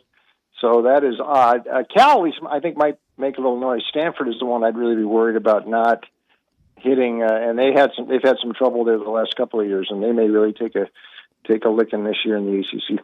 Anything on season over/under starting to interest you? Like, for me, I'm interested with Arizona season total over and under 7.5 wins. Well, Brett Brennan is the new coach there. He was able to keep a couple of his key guys, including Fafita, the quarterback, who did not go up to Washington with Coach Fish. And I know Fish would have wanted him. I mean, I would certainly. They've got the Mississippi State transfer up there, but Fafita was really something last year. I think Brennan made lemonade out of lemons at San Jose State, so I think that might be a pretty good hire there. And Arizona is by the end of last year, that might have been a top 10 team at the end of last year, and they open up with New Mexico and Northern Arizona at home. They should be 2-0, and the Big 12. They get a lot of these games at home. Texas Tech at home, Colorado at home, West Virginia at home, Houston, Arizona State. I think they can go over 7.5. Yeah. Tonight in Major League Baseball, I like the slate. I think some really good pitching matchups. Is there anything you're keeping an eye on this weekend in Major League Baseball, or any plays you like tonight? Yeah, I kind of want to see the Phillies. You'd have to play them on the run line tonight. But after that disastrous last couple innings last night, they hadn't blown a 3-run lead all year until last night, and they did in the late innings. And then Schwarber and Bryce Harper both get hurt in the ninth inning. I guess they're not playing tonight. If those they've been moved to 10-day DL. Yeah, they won't come back till after the All-Star break, I don't think. And if then, so they're going to have to. Now they got enough of a cushion in that division; it's not going to hurt. But I mean, long term, that was not a good development for the Phillies last night. They've had a great first half of the season. The best series this weekend, we wouldn't have said this 2 weeks ago, but it's the Astros and the Mets. They have both caught fire. I really didn't see it coming from the Mets. In Houston, you're kind of waiting. But Houston's now won 7 in a row. The Mets are on a long uptick. They are both back to 500 right now. And the way the wild card races are in both leagues, they're certainly very much in it. Houston's only 4.5 out in the American League West because Seattle's wobbled a little bit. So I think, that is a very interesting one. Speaking of Seattle, they are back at home. They did have trouble out on this road trip. They did win the last one at Tampa Bay in that swing down at the Trop. They're home tonight to the Twins, who did beat up the D-backs the last couple of nights, or yesterday afternoon, actually, in Phoenix. But Gilbert goes tonight. He hasn't allowed a run in his last 2 starts.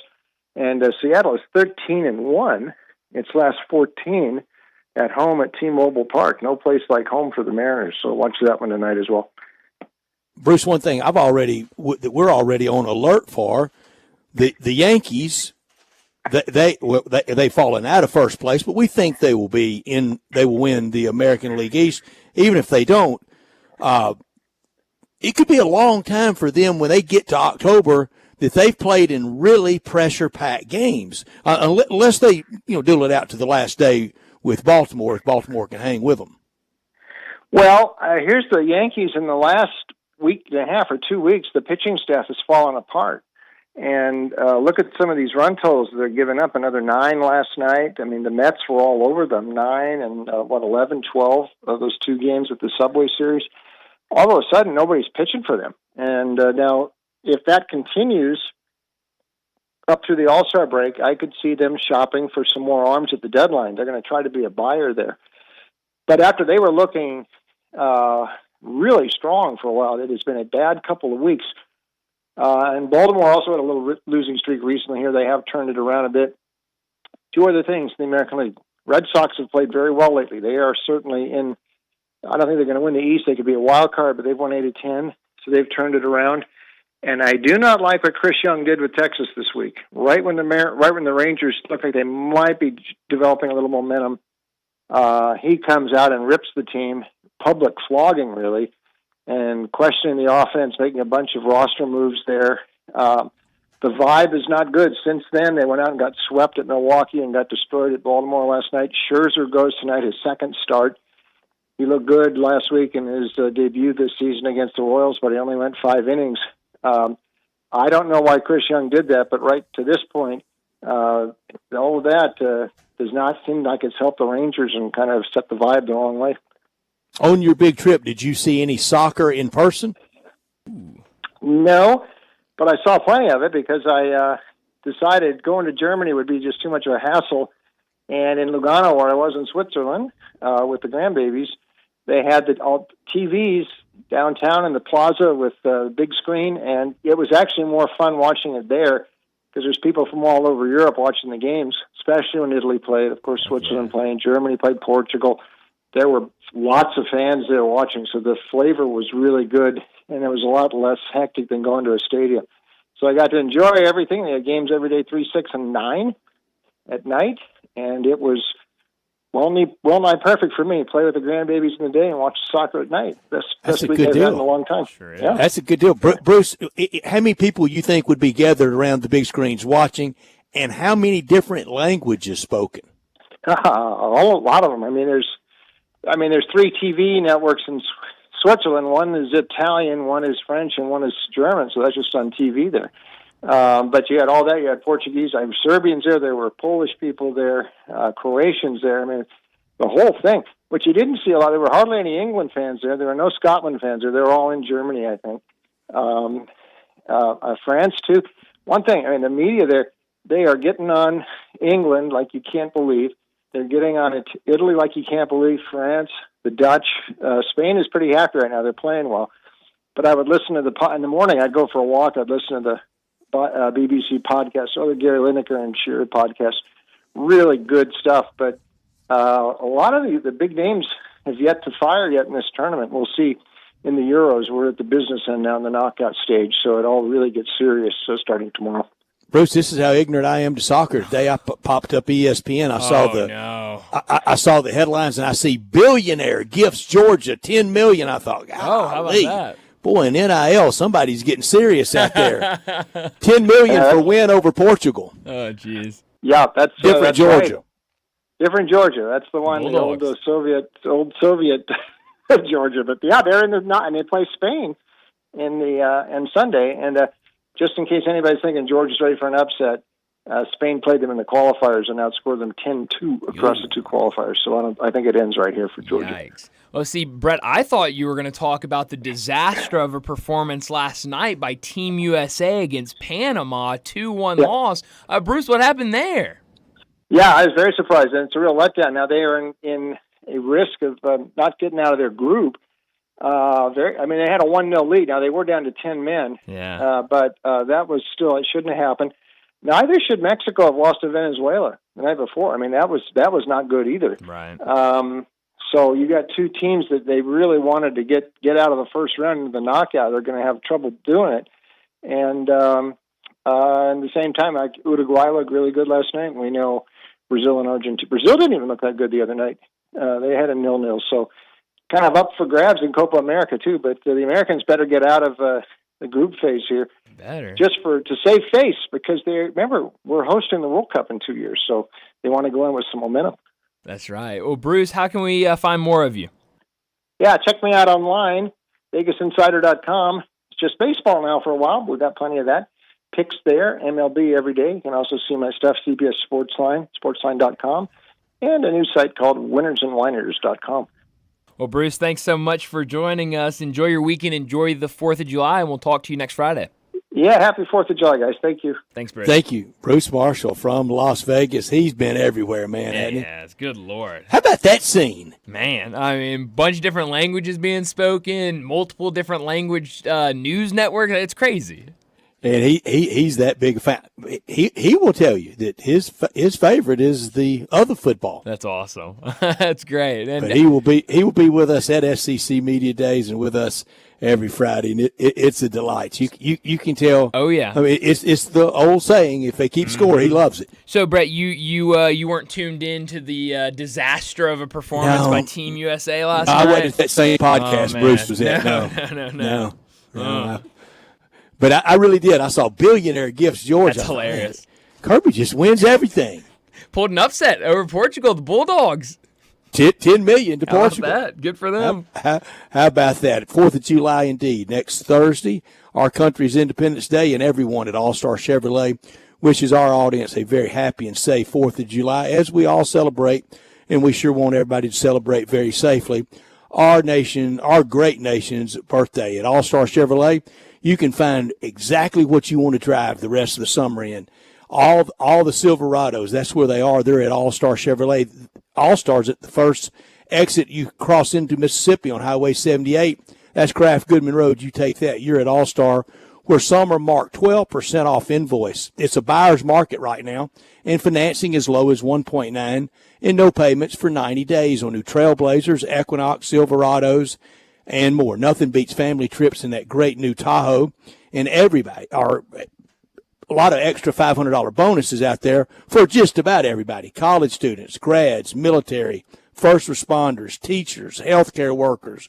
You get an instant $500 back in cash. No matter what pre-owned you're looking for, they have it at All-Star during All-Star Chevy's All-American Pre-Owned Sale going on now. Open all day tomorrow.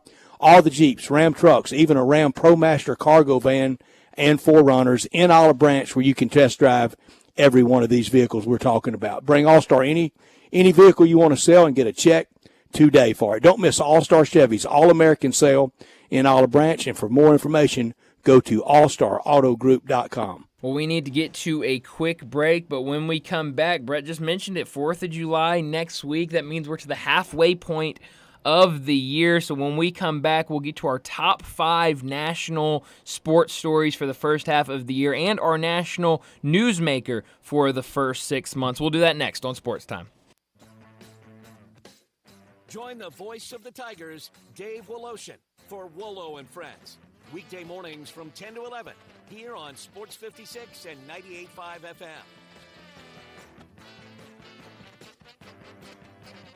Welcome to the Rendezvous. This is John Vergas. When my dad started the Rendezvous in 1948, I don't think anyone could have imagined we'd still be serving shoulder, cheese plates, and our world-famous dry rub ribs 75 years later. But we are still here in the basement, in an alley in downtown Memphis. We sincerely thank you for making the Rendezvous what it is today. Charlie Vergas Rendezvous, a legendary experience for over 75 years, whether you dine in, pick up, or ship across the country. Summertime's finally here, and that means it's time to party. Lucky for you, Family Leisure is having a summertime to party sale. Now, what's all included in this party sale? Practically everything. 24-foot above ground pools for as little as $19.99. All ladders, filter systems, and even robotic cleaners are 20% off. Come in and look at all of the in-stock patio furniture Family Leisure has. Plus, it's up to 50% off. Play gyms for the kids, that's $1,000 off. Patio umbrellas, take 20% off. You can get a 4-person hot tub for just under $3,000. We know you're really going to just use it for yourself. Family Leisure has discounted pricing on all in-stock pool toys and floats while the supplies last, so you better get in quick. Plus, Family Leisure has special financing available. Just ask an associate for all the details. Summertime means party time, and Family Leisure is ready for any party. Family Leisure, Whitten Road at I-40, where family and fun all come together. Marty McNade at Gossett Volkswagen Germantown is turning back prices to give you the best deal in this decade. Doc gave me orders to turn back time with the 2024 Volkswagen Jetta SE. We got Gossett for $249 a month, and it gets 42 miles per gallon highway. That's much better than my DeLorean, Randy. You got that right, Marty McNate. And I hear at Gossett Volkswagen Germantown, you got choices.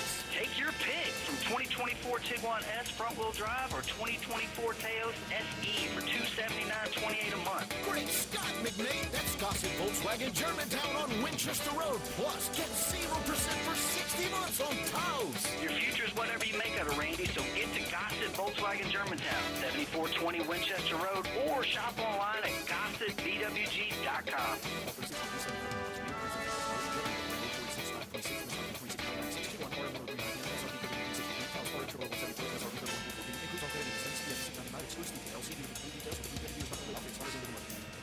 When you think about insurance and you want great value without sacrificing great service, I want you to think one place: the Eflin Insurance and the entire Eflin Insurance team. Matt and his group of professionals will access 10 leading companies to find the right home and auto program that fits your budget and your absolute needs. The Eflin Insurance team, the number 386-GER, 386-4777. Getting engaged is one of life's most spectacular occasions. And when you find your ring at Sissy's Log Cabin, the promise of a lifetime begins with our promise to always provide unmatched quality, superior service, and brilliant natural diamonds. Find your dream engagement ring, wedding bands, and more when you shop Sissy'sLogCabin.com or stop by one of our 6 locations. Begin the rest of your life brilliant.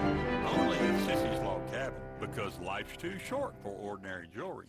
Ole Miss Rebel Yell is back. The Rebel Yell Hotline Radio Show is back on WHBQ Sports 56 and 98.5 FM. Every Monday night at 6, hear the latest news on your Ole Miss Rebels with Yancey Porter with 24/7 Sports, former Ole Miss defensive tackle Mike Fitzsimmons, Gordon Ford covering SEC Sports Call, and former Ole Miss baseball announcer Gary Darby. From kickoff to free throw to extra innings, your Ole Miss Sports on the Rebel Yell Hotline Show. Right here Monday night at 6 on Sports 56, 560 AM and 98.5 FM. Your Mid-South Sports Station.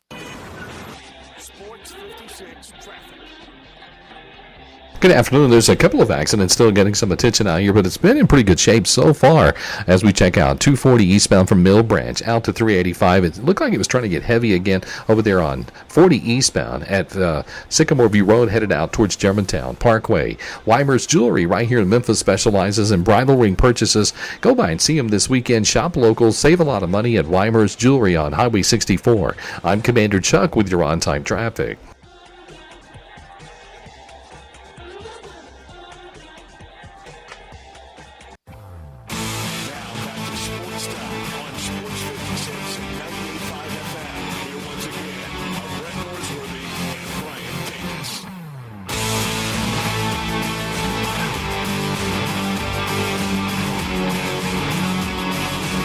Welcome back into Sports Time. Bryant and Brett with you, and we are about at the halfway point for the year of 2024. Hard to believe, but it's where we're at, and so we got to get to our top 5 national sports stories for the first half of the year, also national newsmaker. We'll get to local in about an hour at 5:30, but we'll start with the big scene, the national level. A lot to pick from for this one.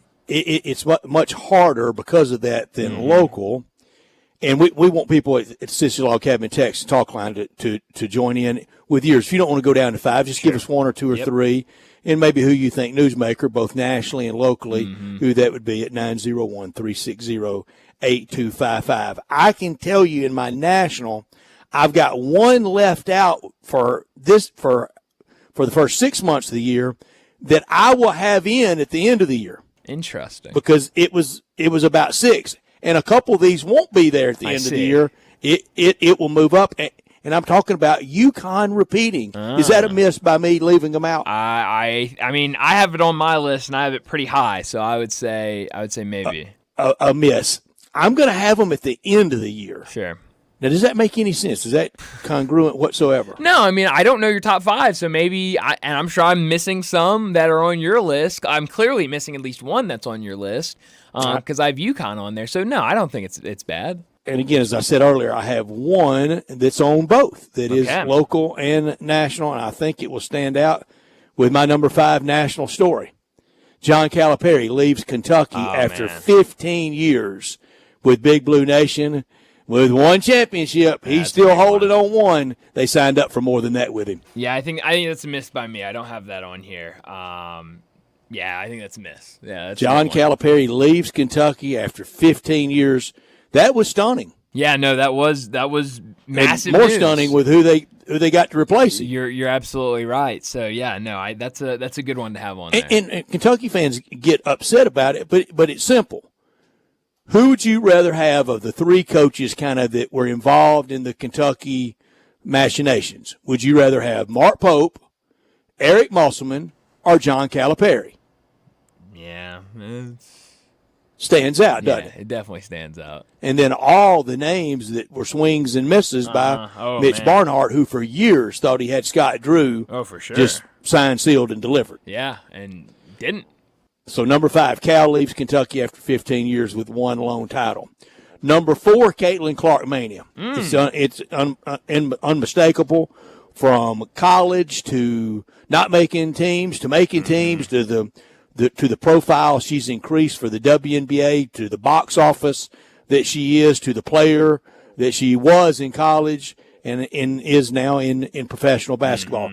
Number 3 for me, not just the team and not just Andy Reid, but Kansas City and Andy Reid repeat, and Patrick Mahomes repeats as MVP in a year that he had to kind of do it, not by himself. He had Kelsey, but they were not as talented at wide receiver this year. Oh, yeah. And remember, into December, kind of how fussy he was on the sideline. Yep. And then he makes it pay off in Kansas City. They repeat in the Super Bowl.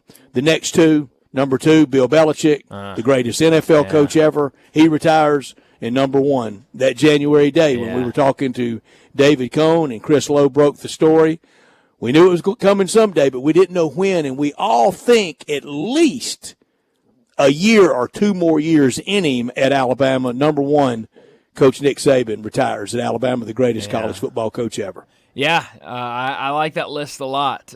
We had a lot of similarities on both of our lists. Do you want me to go with mine now, or do you want to do your newsmaker as well? Yours first. Okay. My top 5. Number 5 for me, 3 sports legends passing away in a 3-week span between Walton, West, and Mays, losing all big. 3 of those guys. And how close together we lost those 3 guys was definitely big. So I got that on my list at number 5. Number 4, Caitlin Clark, like you were saying, Brett, just everything that went about it, the Iowa, every game pretty much being somewhere you could find on television. Her whole world, yes, her whole existence. It was incredible, and it still is incredible. I wish people, when they slightly pick at her pro game, I wish they'd remember, number 1, rookie. Yeah. Number 2, she's got to be close to being tired. Oh, man. This has been, the focus on her, the pressure on her since November 5th. Yeah. It's crazy. It's got to be wearing her out. It certainly has to be. So I have Caitlin Clark at number 4. Number 3, UConn winning back-to-back titles, something we haven't seen in a long, long time, and now the opportunity to three-peat. Number 2 for me is Nick Saban calling it quits, retiring. I did not have Bill Belichick on my list. Maybe should have. He would certainly, if we were expanding this, he'd probably be top 10 when we get to the end of the year nationally. He'll be one of those at the end of the year. That's right. On the incongruent list. Sure, but he kind of. I'm going to keep the incongruent theme going with Newsmaker. Okay, all right, I like that. So nationally and locally, I like that. So I don't have Bill Belichick on. Kind of got the boot out of there, so he doesn't get on my top 5. I guess probably even more of a reason to be on my top 5 for that. But my number 1, it's just the Chiefs and how this year played out and how it ended between the Super Bowl win, all the attention that they got with Travis Kelce and Taylor Swift, the amputations that we learned about after the wild card game in the frozen tundra weather. The deaths of those people. The deaths of people, the super fan arrested for robbing multiple banks. The player issues. Yes, I mean, it What was super fan's name? It's something about Wolf. He wore wore a wolf mask. I don't know what his name was. I can't remember what his name was. But watch anybody in a wolf mask. I mean, just never forget that. Everything that surrounded the Chiefs and the Super Bowl season, I think, makes them the number one news story of the first half of 2024. Do they go for the three-peat? Oh man, they certainly could. Oh, we got to catch up with Todd Lebo. It's Todd Lebo season. It sure is. Got to catch up with him. That's good. Did you give any consideration to Scotty Scheffler and his year on the course and off? That's a good Friday morning. Yeah, that's a good one. I did not. I didn't even really think about him. Maybe because he's not playing this weekend. I didn't either. Let him win the Open Championship, a gold medal. He may be 10-9 or 8 at the end. If he does one or both of those, he's certainly, I think, pretty high on the list at the end of the year. But no, I didn't have him on. I didn't really consider him for this. All right, does this make sense? Your newsmaker was not your 1, 2, or 3 story. My newsmaker is Caitlin Clark. Okay. Caitlin Clark, the how she has really grabbed the attention of the American sporting public. Uh-huh. I had it as 4th story, but she's number 1 individual. Yeah, no, I don't mind that at all. My newsmaker is Dan Hurley, from being the coach that got all the attention during the season. Turn down Kentucky and the Celtics, exactly, or the Lakers, winning back-to-back national championships, and then going out there turning down one of the biggest jobs in college basketball and turning down the biggest job in the NBA when you're talking about prestige. You dreamed to be offered either one. Absolutely, and he turned them both down in the same cycle. So he's definitely, I think, far and away my newsmaker for the first half of the year. We'll get to local in about 45 minutes or so, but if you want to weigh in with yours, we'd love for you to at the Sissy's Log Cabin text and talk line at 901-360-8255. Absolutely. So get those in. Would love to know what you thought of our lists and maybe ones we missed, ones that you have. So text those in like Brett said. How many have staying power? I forgot to ask you that. On your list, star the ones you think have staying power at the end of the year. The Chiefs won't, because we'll move on to something else. Coach Saban goes to 9 or 10 at the end of the year if he stays. I could argue both those have staying power because if the Chiefs come out and have a great start to the season, if they're 14-1, exactly, we're talking about them again with that chance of a three-peat. Nick Saban, depending on what Alabama does this year. I mean, Brett, let's say Alabama comes out and struggles. We're talking a whole lot about Nick Saban. And he's going to be out in front of us on game day. Certainly, yeah. So he's still going to be in the news. UConn, maybe kind of in the same conversation, but I feel like college basketball is such that niche sport that maybe it gets knocked out a little bit. I think Caitlin Clark could still be in there with what she happens. Probably wants a little break from the attention. Yeah, she probably does. She would probably rather not. Let me go breathe a little bit. Yes. So I think there's probably 2 or 3 that have the staying power. I had Coach Saban retiring and Belichick retiring, maybe hanging around all year long. Yeah, I could see both those. Bill Belichick right there, kind of same reasons with Nick Saban, as kind of what does that look like following their departure and the year after they're gone after being there for so long. But like Brett said, we'll get to our local stories at 5:30. But let's go ahead and get to a break, and when we come back, it'll be time for Big Number of the Day. Broadcasting from the Family Leisure Studio, we are Sports 56 and 98.5 FM. Is your wife asking you to stop eating junk food? Well, we have you covered at Humdinger's. It's quick and it's healthy, and most important, it tastes amazing. With many choices from salmon salad to rainbow trout and grilled asparagus. Come visit us for lunch at Humdinger's, 6300 Poplar Avenue. So good, Coach Penny eats with us weekly. Don't forget, Humdinger's offers full-service catering for weddings, social events, or your corporate lunches. You can call 901-260-8292 to find out more. I got him on the line, Jason the main man Marshall, and he's ready to rock and gossip Volkswagen on the pike. Randy, it's vacation time, so take the road wherever it leads you with 42 miles per gallon on the highway in a brand new 2024 Volkswagen Jetta SE for only $249 a month. That's an awesome deal at Gossip Volkswagen on the pike. And Jason, my main man Marshall, everybody in Memphis knows when it comes to a great deal, it's all about choices. Take your pick from 2024 Tiguan S front-wheel drive or a 2024 Taos SE for only $279.28 a month, plus 0% for 60 months on all new 24 Taurus. And you know my motto, make me an offer, because nothing reasonable will be refused. Ask for Jason the Main Man Marshall at Gossett Volkswagen 1875 Covington Pike. Online, GossettVWMemphis.com. Where we're charging for it and charging less every day.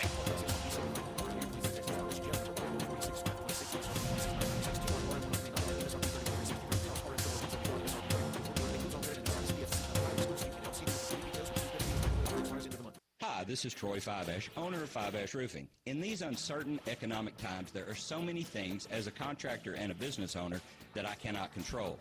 The rising cost of materials, not to mention fuel and transportation costs. In the last 2 years, shingle prices have almost doubled, and commercial materials have doubled. And I don't have to tell you what fuel costs these days.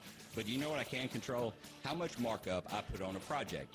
I have always prided myself in knowing I never gouge a customer. But in an effort to ensure my crews have work and my customers are being treated fairly, I have lowered my profit margin, hoping to give you a price you can live with and keeping my crews busy. So if you need a roof or gutters, please give us a call. Five Ash Roofing, fair, honest, and ethical. Five Ash Roofing, a proud sponsor of Tiger Athletics and a member of the Tigers home team. 367-0050 or MemphisRoofer.com. 367-0050 or MemphisRoofer.com.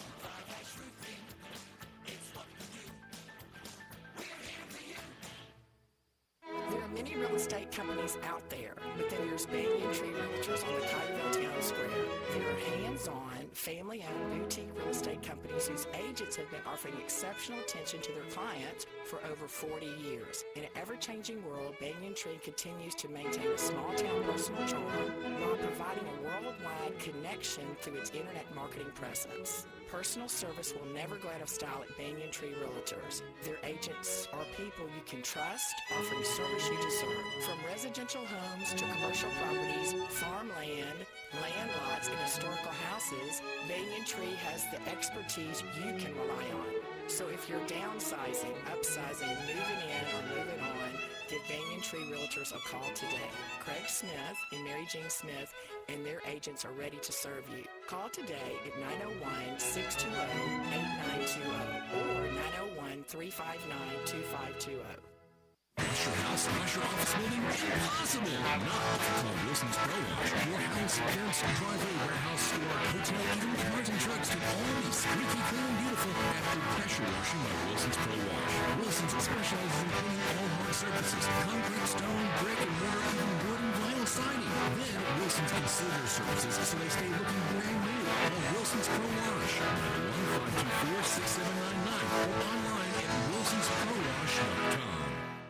I didn't ask to be thrown in the streets, but I did ask for help, and Covenant House was there for me. For these kids who didn't ask to be put in this unthinkable situation, Covenant House is there. To learn more, go to safeplacetosleep.org today. Now back to Sportstime on Sports 56 and 98.5 FM. Here once again are Brett Norsworthy and Brian Davis.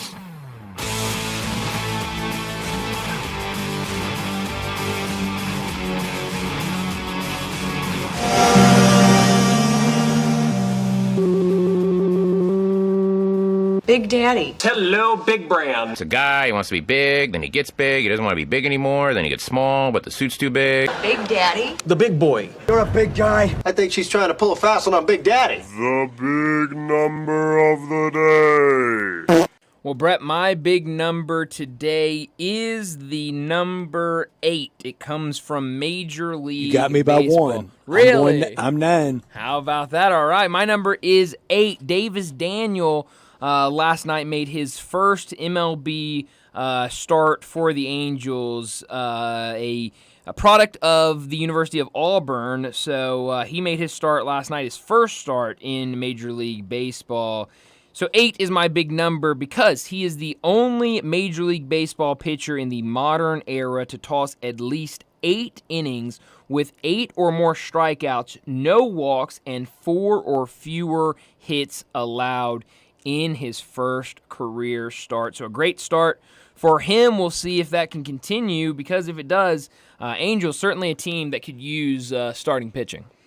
Yeah, the Angels, they're stuck, aren't they? Oh, yeah, they're definitely stuck. And at some point, I'm going to break out that Mike Trout at bats in postseason number. Well, it's a good one to break out. But probably come October, one day during the playoffs. My big number is 9. On Monday, it will be official. Long expected, long announced. OU and Texas will be members of the SEC officially on Monday, and they will bring with them combined 9 Heisman Trophy winners. Wow. 7 from Oklahoma, just 2 from Texas. Oklahoma, Billy Vessel, Steve Owens, Billy Sims. Boomer, hey, that's that guy, Billy Sims. Yeah. Jason White, Sam Bradford, Baker Mayfield, and Kyler Murray. In Texas with two running backs, Earl Campbell and Ricky Williams. In back-to-back years, 77 and 78, it was Texas and Oklahoma winning the Heisman Trophy, with Earl Campbell winning in 77 and Billy Sims from Hooks, Texas, win it in 78. Wow, that's a good big number. I thought you were going to have another number regarding Zach Edey. Now, all college football on Friday now through a national championship. That's true. I forgot about that, and I keep forgetting today's Friday for some reason. I'm glad it's Friday, but snuck up on it. Whole first half of the year snuck up on it. I mean, really did. And we were going to get so much done. I think we did. Maybe. Speak for yourself. Got hour 9 left to go, though. That's right. Hey, but it will fly by strong. Just like the first hour and 51 minutes is like the first 6 months did. Like the first 6 months did. That's a great point. Frightening. Okay. Maybe 2 blinks of an eye. Or as John says, 2 shakes. That's right. We're going to be playing Guy Lombardo in Old Lang Syne. Oh, man. On the last show of the year. Hard to believe. And it doesn't make it any better. You know, my mother always says, don't wish your days away. But that's right. I feel like we get to this time of the year and we go, oh, man, I need college football. I need the NFL. I need it to be fall. I'm always about the future. Yeah. And so it's going to be here. I mean, I'll be honest, Brett, that 8 weeks number you brought shocked me. I had no idea that we were only 8 weeks away. It jumps right at you. It's crazy. So it'll be here before we know it, and I can't wait. And the downhill slide has started, but you get through the 4th, and then for sure when it's coming at us at media days, it's flying. And then golf tournament in August. Yeah. So I mean, it's going to be it's a lot of stuff going on, and it's going to be really, really fast. Brett, we haven't talked about today, and we're not going to have time today to talk a lot of Major League Baseball, but we did talk yesterday about the Reds and the Cardinals starting that series. Reds 11-4 winners over the Cardinals last night, a game that got away from them. There were a lot of slaughters on TV last night, and that was one of them. Yeah, that was one of them. Big Red Machine. Yeah, it was one that I stopped watching pretty early, I'll be honest. I did not want to watch that and kept getting the notifications when the Reds would score, and it just kept getting worse, unfortunately. Now Gordon Graceffo called up. I've seen him pitch a lot this year in Memphis. I think he can help in middle relief. You can't put him out there as a starter, I don't think, just yet at all. And you got to pick your spots in middle relief because the bullpen that's been strong, been a real asset of the Cardinals. It has been asked to do a lot. Rain outs, double headers, things like that. It's caught up with. The Cardinals are trying to get to the All-Star break. And there are a handful of teams that I think are kind of in that same boat, get to the All-Star break. And now with the developments these last couple of days, injury-wise for the Phillies, that's a team that I know they have that cushion. They feel good where they're at right now. That's the good kind of get to the All-Star break. Exactly. Give me to the All-Star break and let me relax a little bit. Yes. They're fine. The Cardinals are hanging on, just trying to land the airplane to get to the All-Star break. The Phillies are in first class. Oh, certainly. But still, with those injuries, you want to get here and let's take a break and not take have to worry Harper about and those for Schwarber a out. second. Yeah, that's and Brian, I know you will. You got to watch what that. And Bruce talked about it. You got to watch what that does with over and unders. Oh no, that's a really good point. And they announced earlier today James Wood, one of their top prospects. They're calling him up. I don't believe he's going to be with the team this week, and I think he's going to join them Monday when they get back to Washington. But he's a guy that I liked watching in spring training. A big bat and could help. I think he's batting like 340 down at AAA, so he's a good hitter. So we'll see. But we're starting to get to that time of the year where you're going to see a handful of prospects coming up here and there, and making starts and trying to play a role for their team. And I think it can. We're going to see if the Phillies, if just their pitching can carry them to the All-Star break. And it may be able to. It might be able to. I mean, it certainly has been good so far. So we'll see. But it's really been interesting watching this year in baseball. And I said it, and I meant it when I said it to both Alan and Bruce. I really like the pitching matchups tonight. Some really good guys on the mound that I'm looking forward to watch tonight. Some good matchups. And I'll be honest, Brett, and I'm not just saying this because I'm forced to watch most of their games. I'm excited to watch Rockies and White Sox tonight. I mean, that might be a game that a lot of people avoid, but I'm excited about it, and might even bet on it. Combined wins about 46. Yeah, you're pretty close on the nose. Let's see, 49. Okay. Yeah, so you're spot on. 21, 22 for the White Sox. 22 for the White Sox, 27 for the Rockies. Not a lot. Not a lot at all. So that'll be an interesting one this week. Cardinals are at 40. Oh yeah, felt hanging on better about that yesterday before that slaughter last night against the Reds. Yeah, that was a humbler. It sure was. You're right about that. Well, let's go ahead and get to a break and wrap up this hour. When we come back, Keith Smith usually joins us on Thursdays, but joining us today, he'll join us next to talk the NBA, what happened in the draft, what to expect in free agency, and some of the trades we've seen over the last couple of days. We'll talk to him next on Sports Time.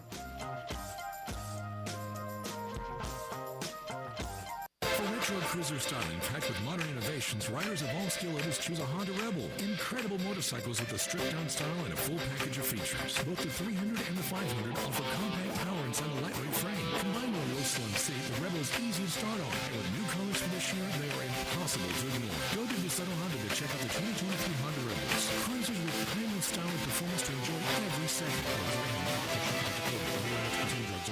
Maybe use the street as a racetrack with the law of the eBay Motors is here for the ride. Go ahead, feel your engine. Admire that perfectly installed exhaust. Your vehicle's moving along this freeway like it was made from fresh installs and a whole lot of love.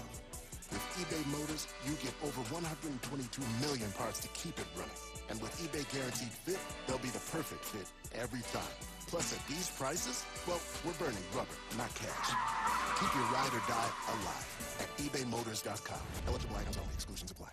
Locally owned and operated for over 40 years, Automatic Gates Construction tailors custom gate solutions for all your residential, commercial, and industrial needs, including repairs, maintenance, and installation. Automatic Gates Construction specializes in designing and installing automatic gates and fencing that seamlessly blends security, functionality, and aesthetic appeal. Elevate the safety and efficiency of your property with a premium gate solution. Automatic Gates Construction at myautomaticgates.com. You or someone you know or care about has dealt with a difficult divorce. When facing divorce, you need the attorneys at Rice Law. Nick and Larry Rice lead the firm with 3 generations and 7 decades of experience. Located in Memphis, serving the entire state of Tennessee and North Mississippi. Rice Law is who you need to call. Simple or difficult divorce, they know how to handle it. Call Rice Law at 901-526-6701, or for more information, visit them at aboutdivorce.com. That's aboutdivorce.com. All 650 acquisition fee, Telluride RG 510849, MSRP 38305, Forte LXS RE 780 169, MSRP 21820. Includes all rebates and incentives. Must finance through Hyundai. Excludes tax title and license. See dealer for complete details. Offer valid through 6/30/2024 with approved credit. Dealer stock only. Hey Jeff, I hear you've got the Kia Summer Sticker Sales event going on right now at Gossett Kia South on Mount Moriah. Give me some scoop. Randy, the scoop is I'm ready to put you in a new Kia for less. 2024 Kia Forte LXS 41 MPG Highway, $199 a month, $34.99 due at signing. How about a 2024 Kia Telluride LX 357 a month, $39.99 due at signing, 24-month lease. Plus 0% for 48 months on 2024 EV9. And every Gossett Kia comes with a 10-year, 100,000-mile powertrain limited warranty. So whether you live in Horn Lake, South Haven, Olive Branch, or Memphis, you'll be happy at Gossett Kia South on Mount Moriah. Gossett Kia South, 2680 Mount Moriah, or online anytime. KiaMountMoriah.com. I didn't ask to be thrown in the streets, but I did ask for help, and Covenant House was there for me. For these kids who didn't ask to be put in this unthinkable situation, Covenant House is there. To learn more, go to safeplacetosleep.org today. Listen each and every Sunday morning at 10 a.m. and join Ottawa Presbyterian Church for worship. Ottawa is a PCUSA church located in town Memphis. Jason's Deli. When you're dining in or picking up curbside, you can expect wholesome food and no surprises. Just delicious sandwiches, crisp salads, and quick quality meals made with the freshest ingredients and no artificial trans fats, MSG, high fructose corn syrup, or artificial colors and dyes. Around here, a lot of thought goes into what we put into our food and what we take out of it. Because you're not just taking the bite, you're getting a taste of who we are. New items are constantly being created to expand our menu for all tastes and special diets, vegan and gluten-free options available, convenience, and on-time delivery you can count on. It's just a click away at jasonsdeli.com. So whether you need to feed 5 people or 5,000, the team at Jason's Deli, they have the credentials and the commitment to keep you satisfied. Freshness is nearby at Jason's Deli with locations at Ridgeway in the Park Place Center, Upper Highland, Germantown Road in Cordova, and Goodman Road in Olive Branch. Jason's Deli, it's wholesome food and no surprises. Sports 56 traffic. Good afternoon. Starting to pick up over here on 240 eastbound from Mill Branch all the way out to 385. Hadn't been that bad today, actually, on 240 eastbound at Poplar as it starts to build on 40 East over here around Hollywood all the way over to White Station. Hey, Weimer's Jewelry, 7525 Highway 64 is your full-service, family-owned jewelry store right here in the Memphis area. Shop local this weekend and save a lot of money at Weimer's Jewelry. I'm Commander Chuck with your on-time traffic.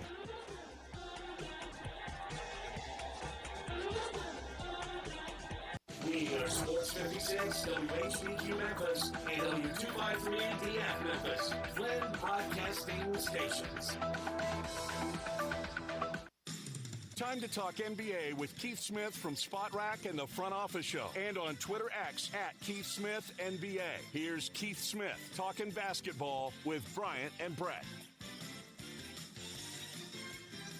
Keith Smith joins us now to talk the NBA from Spot Track and the Front Office Show. Usually joins us on Thursdays, but nice enough to stop by on a Friday afternoon. Keith, thanks so much for joining us. Right now here in Memphis, the 3 draft picks are having their introductory press conference led by Zach Edey, the guy they took at number 9. What did you make of the Grizzlies pick at 9? There was a lot of rumors before that they might move up, try to grab Donovan Clingan or somebody else. There were other people that thought maybe they would trade down to get Zach Edey. They do neither. They stay at 9 and take the big man from Purdue. What did you make of it? Yeah, I actually thought it was a pretty good pick. I know they tried to move up in the draft. Houston closed everything off when Reed Shepherd was on the board. So then it was, you had to get it to one of those other picks. The Spurs didn't really have a lot of interest in trading out at 4 or at 8. And they wanted to get up to get Donovan Clingan, and it just wasn't able to be pulled off. And Portland was pretty adamant that if you wanted to come up, you were going to have to give them a bounty to get them to move off of that pick when Clingan was on the board. So the Grizzlies stuck where they were, and they took Zach Edey. Now, could they have traded back and got Zach Edey lower in the draft? Probably. But here's the issue with that. That means you would have had to find somebody who wanted to trade up. And there just weren't a lot of teams that really wanted to move up outside of the first handful of picks, especially after Clingan was off the board. So I think they basically looked at it and said, you know what, we got to come away with a center, and we feel pretty good about this kid. And here's the thing. Zach Edey's going to be good. People are overly focusing on he's going to get stuck out on the perimeter and guys are going to blow by him and all that stuff. It's not going to happen. The Grizzlies don't play defense that way. They're going to put him in drop coverage. They're going to ask him to protect the rim. They're going to ask him to rebound. And then on offense, they're going to say set screens. He's a killer screen setter, best screen setter in the league. And then finish when we throw you the ball around the rim. Is he a super-duper athlete? No. But he plays really hard, runs the floor hard, and he's absolutely huge. I mean, he's every bit of 7'4", like 300 pounds. So he's going to walk in the gym and pretty much just by being big, probably average about 12 points, 6 rebounds or so, and he'll get a couple blocks per game. I think Grizzlies fans should be pretty happy, and I think they came along with a pretty good player. Keith, do you remember, yours or various people, what were the draft grades and thoughts on Steven Adams, and kind of compare that to Zach Edey? Yeah, they were a little all over the place. People really liked Adams' defensive ability. The big problem with Adams was he was still very raw when he came in. He was the kind of guy, when the Rockets drafted him, then they traded him to the Thunder, the thought process was, well, let's see what this guy can become. There was no thought that he'd ever really be a shooter or a great offensive player because he was raw. But what he was right away was a good defender, good rebounder, pretty good passer developed into, and he was from day one, like Zach Edey will be one of the best screen setters in the league right off the bat. So people were, kind of, all right, let's see, and I think one of the issues we have when we evaluate basketball players, and I'm as guilty of this as anybody else is we overly focus on what players can't do instead of focusing on all the good things that maybe a guy does do. And we dream up these scenarios where, well, this guy will never get on the floor because he can't do X, Y, and Z, instead of looking, and then we look back a little silly and say, man, I wish I had thought more about, wow, this guy does the things he does really well. That's why he plays quite a bit. Steven Adams went 12th overall in the 2013 draft, as you said, to Oklahoma City, and Edey goes 9. Both of them, you almost could describe them like offensive tackles in the NFL. They're both great blockers, and that's what Edey will be asked to do, is clear out a lot of space for Ja. Yeah, he's absolutely going to be asked to do that. But I'll say, compared to where Adams even is now, Zach Edey's a better offensive player. He is a great finisher. He has incredible touch around the basket. And because he's so big, he can dunk basically kind of from his tiptoes. He's not going to jump out of the gym on anybody, but he's actually, because he's so big, he doesn't need to. You can lob the ball up to him. I can tell you they're going to get into about 2 or 3 practices in, and John Morant, Desmond Bane, those guys are going to be like, this is great. I have all this space that I would have had with Steven Adams, too, because of the way this guy sets screens. I think there's a chance who he reminds me of more than Adams is early career Jonas Valanciunas, who didn't shoot three-pointers early on in his career. That's who Zach Edey reminds me of, except he's 5 inches taller. Like that, that just is a sense of, how big this kid is. I think Memphis has, got a good one. And what's been funny to me is seeing the reactions from the folks who are like, yeah, but, can he defend on the perimeter? Again, they're not going to ask him to do that. And if this was even 5 years ago, I would say, yeah, that's going to be a problem because everybody was so switch heavy for a period of time. Now what we've seen is the really smart teams and coaches, of which Taylor Jenkins is one, they build individual schemes for players where it is, all right, when Edey's out there, we're going to play drop coverage. We're going to cover the corners, much like the successful Bucks teams did. We're going to let Jaren Jackson Jr. kind of roam around and do his thing. And then when Edey's out of the game, we can go into a much more switchable team if we need to. Yeah, I like that idea for playing Zach Edey defensively, because I've kind of had those questions about Zach Edey defensively. What were some other guys taken in the first round that you maybe liked the fit or liked where they were taken, or maybe on the opposite side, surprised where they were taken? Yeah, but one of the guys I love was Rob Dillingham and the Timberwolves going up to get him, because that sends a message if you're Minnesota of, hey, we're expensive, but we don't care. We're going to add to the payroll. We believe this kid is the best point guard we can get.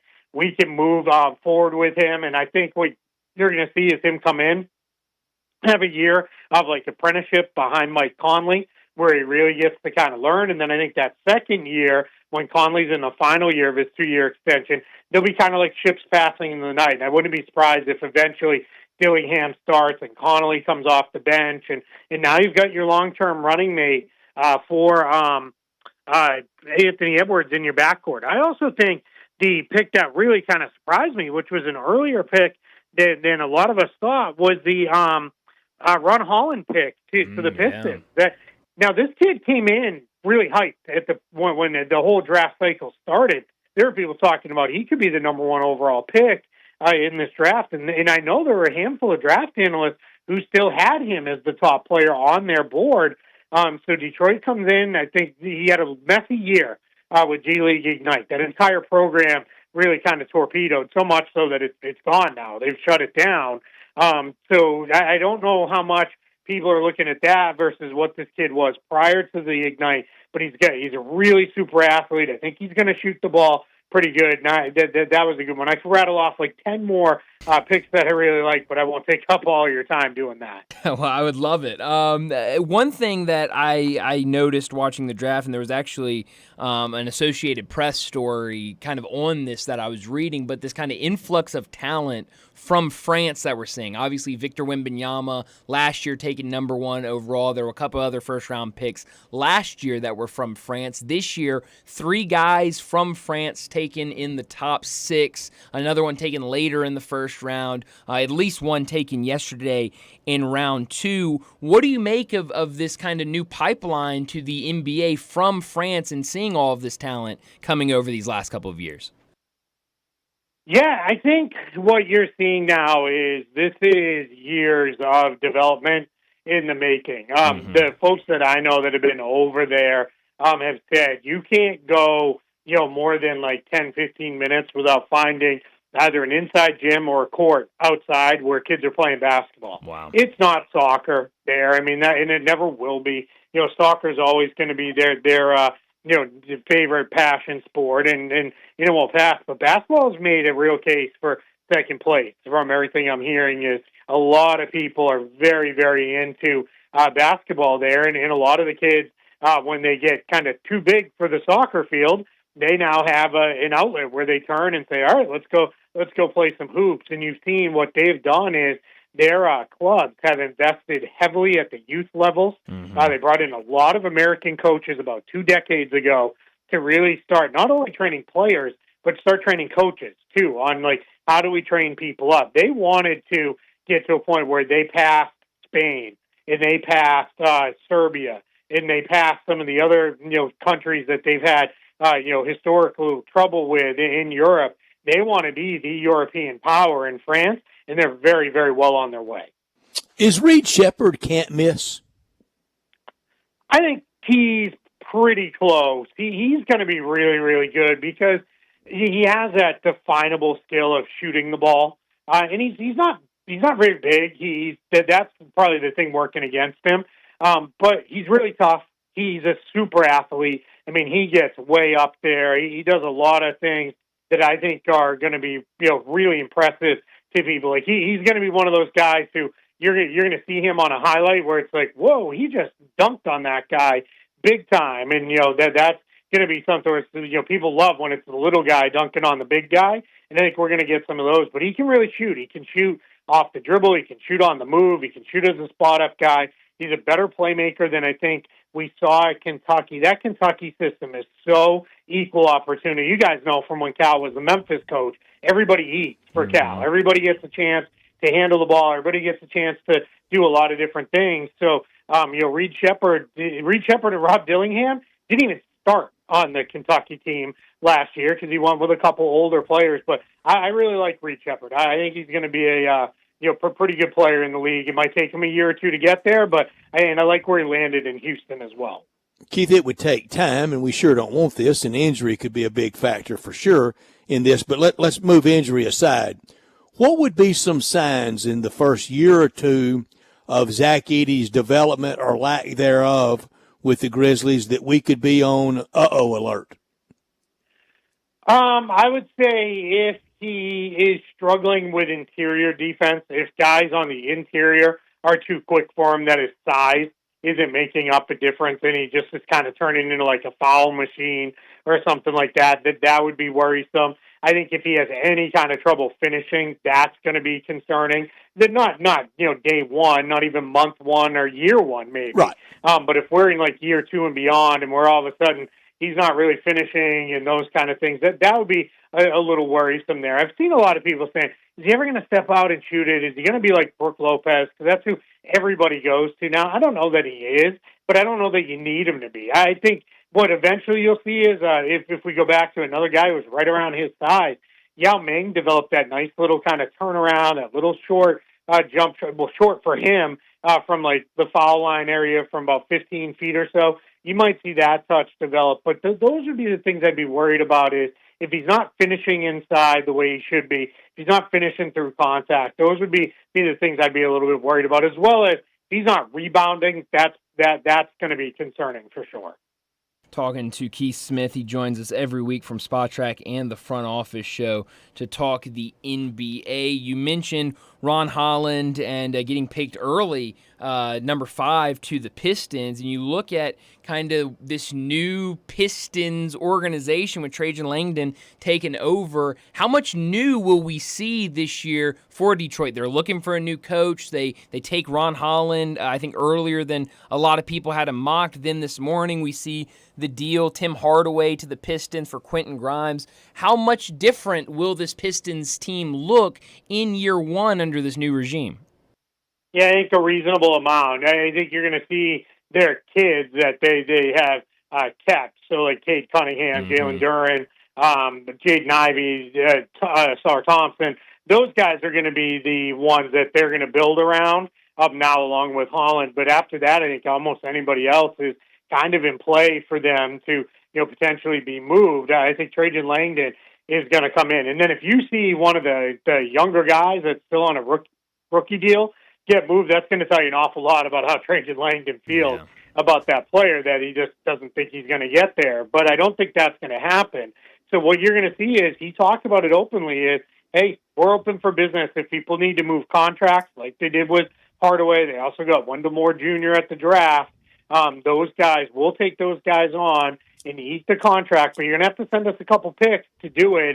And they've got $51 million in cap space still after eating Hardaway and Moore's deals. So now you're in a spot where, all right, let's see. There were some Pistons fans who were dreaming about, all right, let's trade for this guy and sign this free agent, and we're going to make a big run. I don't know that Trajan Langdon's necessarily there, because I think his thing is, hey, we've got a little bit of time here. Let's not make any mistakes that trying to fast forward this, trying to take shortcuts, they're going to make us, fall behind in the long run.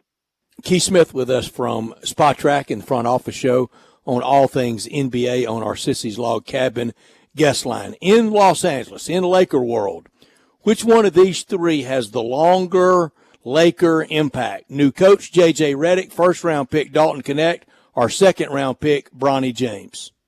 Dalton Connect. I don't even think it's going to be close. Coaches just don't last that long anywhere, really, and unless we think J.J. Redick's going to be the next, Spoelstra or Popovich. It's, a lot of these coaches, they're there, through their first contract run, and unless the team's having incredible success, they move on to the next guy. So I'm not sure I would pick him. And then Bronny James, it's, I don't know how much I buy this whole, they were telling, teams, don't pick him, he'll go to Australia and all that, because every team I talked to was like, yeah, we weren't picking him anyway, so we didn't need that message. Like, it's not where we were going. Nobody feels like this kid stinks and has no business being in the NBA, but most teams are like, he, in a normal situation, would be two-way guy, a guy who comes in and is a camp guy, a guy who's going to have to work in the G League quite a bit. It was that, no, not taking a two-way, and clearly they wanted him in L.A., and that's fine. I mean, he's not the first and far from the last draft prospect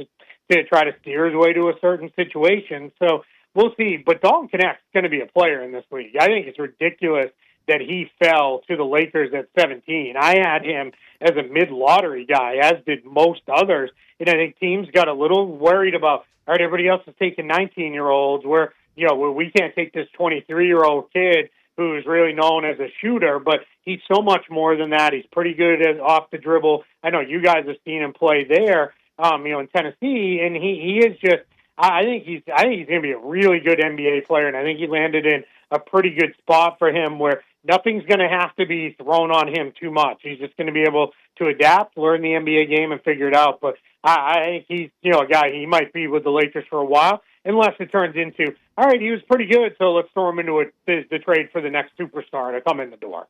It was starting to get awkward with his fall, and then, being bailed out by the Lakers, that made it all kind of okay. What player dropped that you think can really help? Somebody in the 20s. I'll go a little bit further. Kyle Filipowski falling into the second round was very strange to me. I didn't understand really at all what happened with that situation. There's a lot of weird stories out there. I don't want to get into any of them because I don't know the truth of really any of it. And it's stuff where, honestly, I feel like we don't do a service to any of these kids by reporting everything that we report. If the teams have information, that's fine. They can get all the information they need, and they should, because they're paying these guys, millions of dollars. But Filipowski can play. This is a big kid who can dribble, pass, shoot. He reminds me an awful lot of Kelly Olynyk, which is kind of funny because he went to Danny Ainge in the Utah Jazz, and Ainge has clearly been a big Olynyk guy, a couple different stops in Boston and Utah at various times. So I think he's a guy that fell a lot further than I thought he would, and I think he's going to be a really good player. Yeah. Keith, the Knicks have been very active this last week. Yeah. They go out there and they trade to get Mikal Bridges, give up a ton to go out and get him. They also extend OG Anunoby. What'd you make of that trade and that extension, and what does this mean for a guy like Isaiah Hartenstein that I think everyone is super high on and I think would be a very sought-after guy if he hits the market? What does it mean for him going forward? Yeah, the Anunoby part's the easy one. Like, they were always going to re-sign him. Mm-hmm. And I think with the threat of Philadelphia having all the cap space that they had, and Orlando, maybe be a fit there. I even heard Oklahoma City might have been, willing to pitch him on the idea of joining them. So they got that done. After, everything they kind of traded away to get OG Anunoby, they weren't going to let him go.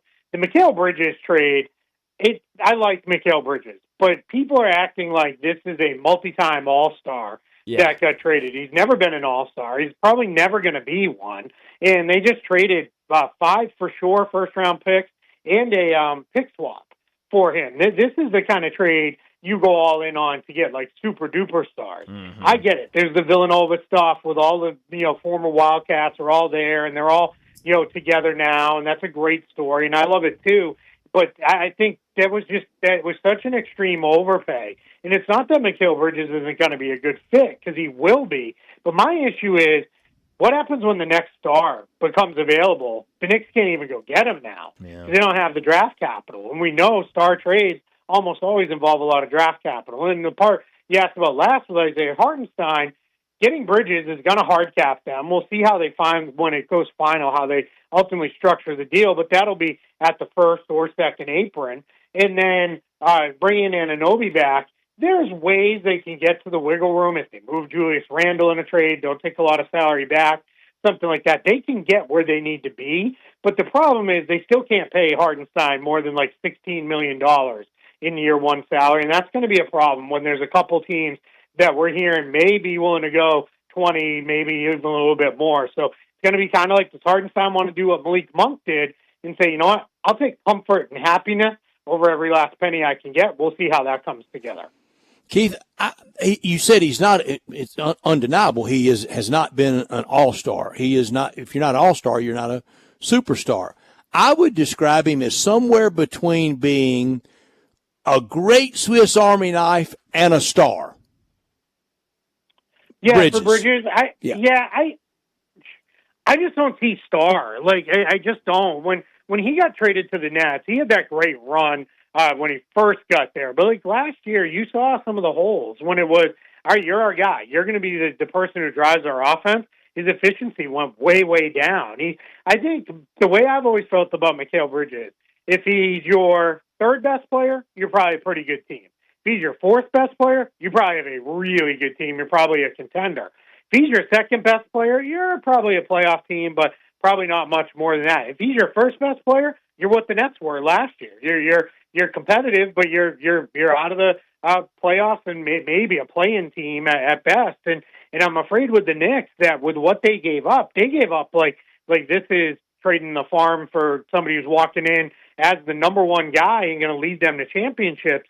And they're close, but they're not that close. I've seen a lot of people now, and a lot of this comes from Knicks fans. There's a lot of them, and they're very loud, screaming about how they're right there on the level with Boston, and I just don't see it. Like, their guys are good, and they can challenge the Celtics for sure. They may be the second team in the East right now, but it's also June 28th. Like, we're not done building out rosters. Let's see what it looks like when everybody else is done. Yeah. Keith, last thing for you real quick. Free agency starts this weekend. What are some things you're keeping an eye on when free agency starts? Yeah, really starting tomorrow with Paul George in the player option. If he opts in, that tells me that may mean there's a trade coming, and they're working on something. The Warriors are pushing to maybe try to put together something to get him. They pushed back Chris Paul's guarantee date from today to Sunday with the idea of, all right, let's be in a position where maybe we can go get Paul George. So that's going to be something to keep an eye on there. And there's other teams that are interested too. If he opts out, that says to me probably Philly, maybe Orlando, maybe Oklahoma City has also been mentioned. Maybe there's something going on there, one of those teams, or maybe there's a sign and trade that we don't see coming, and we were like, oh wow, this was came out of nowhere. So I think that's what's going to be interesting with him. But then you've got other guys like DeMar DeRozan is available, and then trades, guys like Zach LaVine. What are the Hawks going to do with Trae Young and DeJounte Murray? I think this is a summer where teams are looking around and they're saying, all right, the Celtics are good, but they're not Warriors level good, where you feel like we got to get really lucky to beat those guys, like it was, for the better, part of a decade or so. I think teams are looking at it and saying, why not us? And when they feel like they're close, that's where you start getting a lot of teams loading up and making runs, because they feel like, hey, there's been, different champion every year the last few years. We can be the next one. And I think that leads to a lot of trades and a lot of fun stuff that happens in free agency. Yeah, well, it's going to be fun to watch. Keith, thanks so much for joining us. And obviously next Thursday, 4th of July, we're not going to be on air, so we won't be talking to you Thursday, but we'll talk to you next Friday again, and we appreciate you doing that as well for us. So enjoy your weekend, enjoy the 4th, and we'll talk to you again on Friday. I appreciate it. Thank you so much for having me. Thanks, Keith. Keith Smith joining us from Spot Track and the Front Office Show. Talk some NBA, plenty of stuff to talk about when it comes to the NBA, and it looks like the press conference is complete for the Grizzlies. We know the numbers. We've heard from them. I've got Connor back here. He's been taking notes. What's the Edey's entire number? time. 14 for Zach Edey. Is that right? That's right. 14 for Zach Edey. Scurrying to see Grizzlies 14. How about that? Yeah, that's going to be interesting. Wells has 0 jersey in front of him, and Spencer number 24. So interesting. Got the numbers. I guess I'll find out during the break what was said during the press conference. Here's your 14s all time. You ready? All right. In Vancouver, Eric Murdoch, Carl Herrera. In Memphis, Andre Emmett, Lester Hudson. Xavier Munford. Got a jersey? I don't. Bryce Johnson. Anything? No, nothing there. Same year, Omari Johnson. All right. Georgie Ging, Danny Green, and old Jack White this year. Oh, man, I got to get rid of my Danny Green jersey. Holy cow. Do you remember Jack White this year? No, I don't. I actually do remember Jack White. I remember the name. There's a lot from this year we don't remember. Couldn't tell you what he looks like, but I remember the name Jack White. Jack White. Well, let's go ahead and get to a break. Earlier, we did our national stories for the first half of the year and National Newsmaker. We got to get to our local stories and local newsmaker. We'll do that next on Sports Time.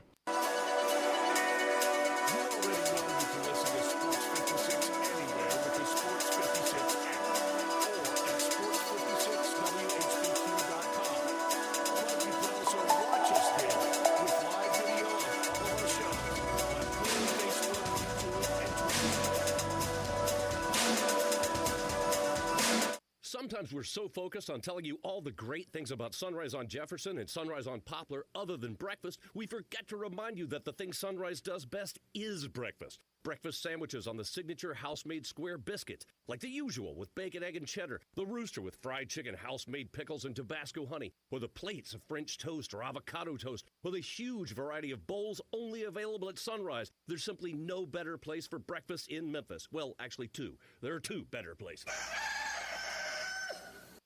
It's time to ride during the Gossett Mitsubishi Motors Summer Sales Event. Check out 43 MPG Highway in a new 2024 Mitsubishi Mirage. $17,935 or $249 a month. Need extra room for your vacation? Let Gossett make it happen with 2024 Mitsubishi Outlander. $30,490 or $449 per month. And go for miles and miles with 420 total range in 2024 Mitsubishi Outlander PHEV. $599 a month. Plus peace of mind with Mitsubishi's 10-year, 100,000-mile powertrain limited warranty. Gossett Mitsubishi, 1870 Covington Pike, and 24/7 at MemphisMitsubishi.com. If you want it, we got it at Gossett Motors.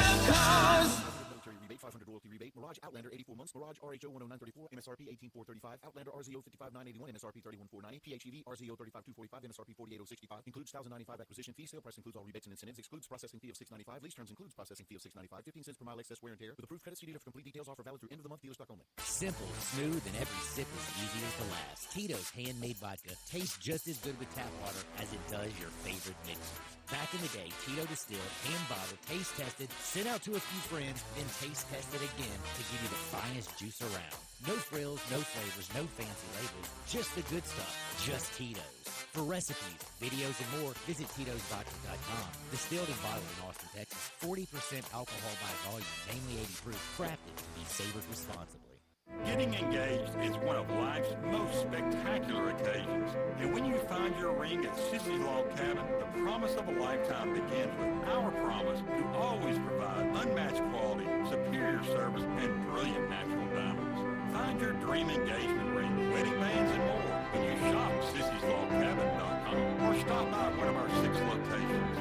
Begin the rest of your life brilliant. Only at Sissy's Log Cabin, because life's too short for ordinary jewelry. At Jason's Deli, when you're dining in or picking up curbside, you can expect wholesome food and no surprises. Just delicious sandwiches, crisp salads, and quick quality meals made with the freshest ingredients and no artificial trans fats, MSG, high fructose corn syrup, or artificial colors and dyes.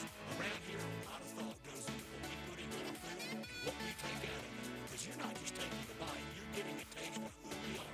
New items are constantly being created to expand our menu for all tastes and special guides, vegan and gluten-free options available, convenience, and on-time delivery you can count on. It's just a click away at jasonsdeli.com. So whether you need to feed 5 people or 5,000, the team at Jason's Deli, they have the credentials and the commitment to keep you satisfied. Freshness is nearby at Jason's Deli, locations at Ridgeway and the Parkplace Center, Upper Highland, Germantown Road in Cordova, and Goodman Road in Highland Branch. Jason's Deli is wholesome food and no surprises. Save on O'Reilly Brake Parts Cleaner. Get 2 cans of O'Reilly Brake Parts Cleaner for just $8. Valid in-store only at O'Reilly Auto Parts. O'Reilly Auto Parts. Now back to Sports Time on Sports 56 and 98.5 FM. Here once again are Brett Norsworthy and Brian Davis.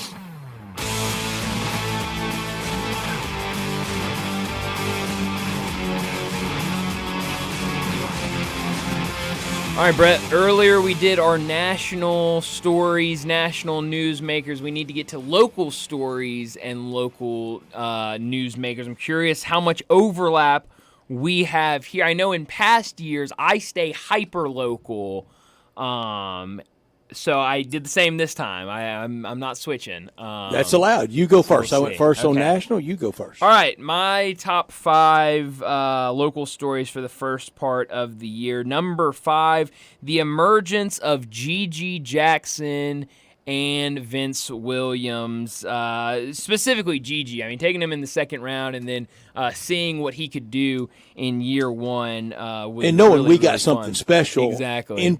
In both of them. You're absolutely right. So that was definitely the bright part of the season last year. Number 4 for me, the Grizzlies drafting Zach Edey at number 9. The most controversial pick, in my opinion, in the first round. You're both warming up to him, locally though. and nationally. Warming up a little bit. He looks I skinnier, can feel it. Brett. He looked skinnier today, maybe more in shape today than he was at Purdue. Just looking. I think he's going to need all that weight for that NBA toll. I think you're right. So we'll see. But he did look a little. Not that I've seen him in a dress shirt at Purdue. So maybe he looks the exact same. It's just the way the shirt fits him. I don't know. So I've got that at number 4 for me. Number 3. Tigers bounced in the first round of the AAC tournament and completely miss the NCAA tournament after being ranked as high as number 10 earlier in the season. Earlier this year, got to 10. Yes, at the beginning of this year, number 10. They get bounced in the first round and missed the NCAA tournament. Number 2, Memphis hires a new athletic director, more notably the first first African-American athletic director in program history, so that is definitely a big story. And then number 1, Memphis receives a $25 million pledge for NIL from Fred Smith and FedEx, and I have him in parentheses to the side. Big reason that they're getting a lot of commitments, a lot of transfer portal guys, including the 4-star quarterback Antoine Hill, which could be by himself a story listed in here, but I am kind of waiting. I think at the end of the year, he'll be signed at that point, and then he'll definitely be probably top 5 on my list being signed. But committed, I think he's probably number 6 right on the outside looking in. Hold off on Newsmaker, and remember, I said mine earlier. It almost didn't. It's not really any cause and effect to it, but I'll try to make a good case for it. Number 5 for me, and it's the one crossover from National. Back in the neighborhood, our old pal Calipari. Yep. How about that? Head coach of the Razorbacks, still holding on one national championship. And I think he will be after his tenure at Arkansas. Number 4 for me, the Grizzlies year with 33 players. Just nightmarish year from Ja's injury around January 10th to we were just counting down the days to get to the end of the year on April 14th. It was agony, but it led to number 3. And I thought, and didn't the last few days of the first half of the year really rally with our picks? It sure did. You're absolutely right about that. They said, hang on, not so fast. They did. I don't know if anything's going to happen between now and I hope not. And Sunday that adds to it. Boy, I hope not, because I'm afraid all that could be is maybe something bad. That's right. I don't want to joke about that. No, it led to number 3. The number 3, Grizzlies stayed at the 9 spot in the draft and got the big that we feel like they almost had to have. It wasn't Donovan Clingan, but it was the 2-time National College Player of the Year, and not just any big, a player that played in the national championship game. Number 2, FedEx flexes its prodigious muscles for the stadium, for Memphis NIL, and in the second half of the year, we still got the FedEx St. Jude Classic, our championship coming up. It hadn't even gotten here yet. Where would we be? We often say that. It would just be unimaginable not to have FedEx here and this involved. That's number 2. Number 1 for me, the penny disappointment. From everything through the years of we're winning it all to all the smoke. I've done a great job. I have zero room for error. I think about an NBA coaching job every day. If I leave, it goes down. No NCAA tournament. In this conference to lose that quickly and be bounced out of the tournament by Wichita State, to lose at home to Rice, to blow that lead to South Florida, it continues. And sadly, that's one that can cross over to the end of the year with that tough non-conference schedule, November and December, going to Maui. It also can put it in the rearview mirror and start to maybe making it a better story in 2025. These games and these record books that we all keep and that we all know, that's the facts. Everything else around Penny is feelings. Yep, you're right about that. That's a good number 1. Hard to argue it. Your newsmaker. My newsmaker is the guy you were just talking about, Penny Hardaway, from missing the tournament to saying he's done a good job and a great job. Yes, excuse me. To even recently the story coming out about, I know it was Joe Cooper that was kind of the face of that story, but what he said about Penny, defended him against that. We absolutely did, but still Penny Hardaway's name very much in the news because that of means that. Newsmaker. Exactly. And then the very next day, his hour and 15-minute interview on a local radio show where he was very defensive against a lot of things, including his perception in the local media. So very, very news-making year for Penny Hardaway. When people ask me why the critique, why the criticism, why the analysis of Penny Hardaway, I always say, I'm talking about his record. Yeah, absolutely. Well, I think that's what everyone's doing. And again, that record, that's the facts. That's what goes in there. Yeah, no, you're right. I mean, it's it's nothing. Nobody has any personal vengeance or anything against Penny Hardaway. Everybody wants to see him succeed. I honestly think that, And so I don't think anything's ever personal. It's just looking at what happened. And this year, I mean, it's hard to even now believe when I was putting together this list to think back and go, that Memphis team that we had so much hope for before the season started, got all the way to number 10, got beat in the first round, didn't even get a first-round bye, got beat in the first round by a not very good Wichita State team, and then completely missed the NCAA tournament. I mean, it was a completely disappointing year, and I think criticism is warranted for that. And you mentioned hope, and that's feelings. And I tell people, you're talking about hoping, and I'm talking about doing. Yeah. Yeah, you're absolutely right. Quite the contrast. We didn't plan any of this, did we? We did not. We just knew we were going to do this segment, right. this bit. Yeah. We didn't go over numbers. We didn't go over newsmakers. We didn't go over lists, did we? Not at all. No, I had no idea what you were going to have. Here's the contrast to my local newsmaker. Okay.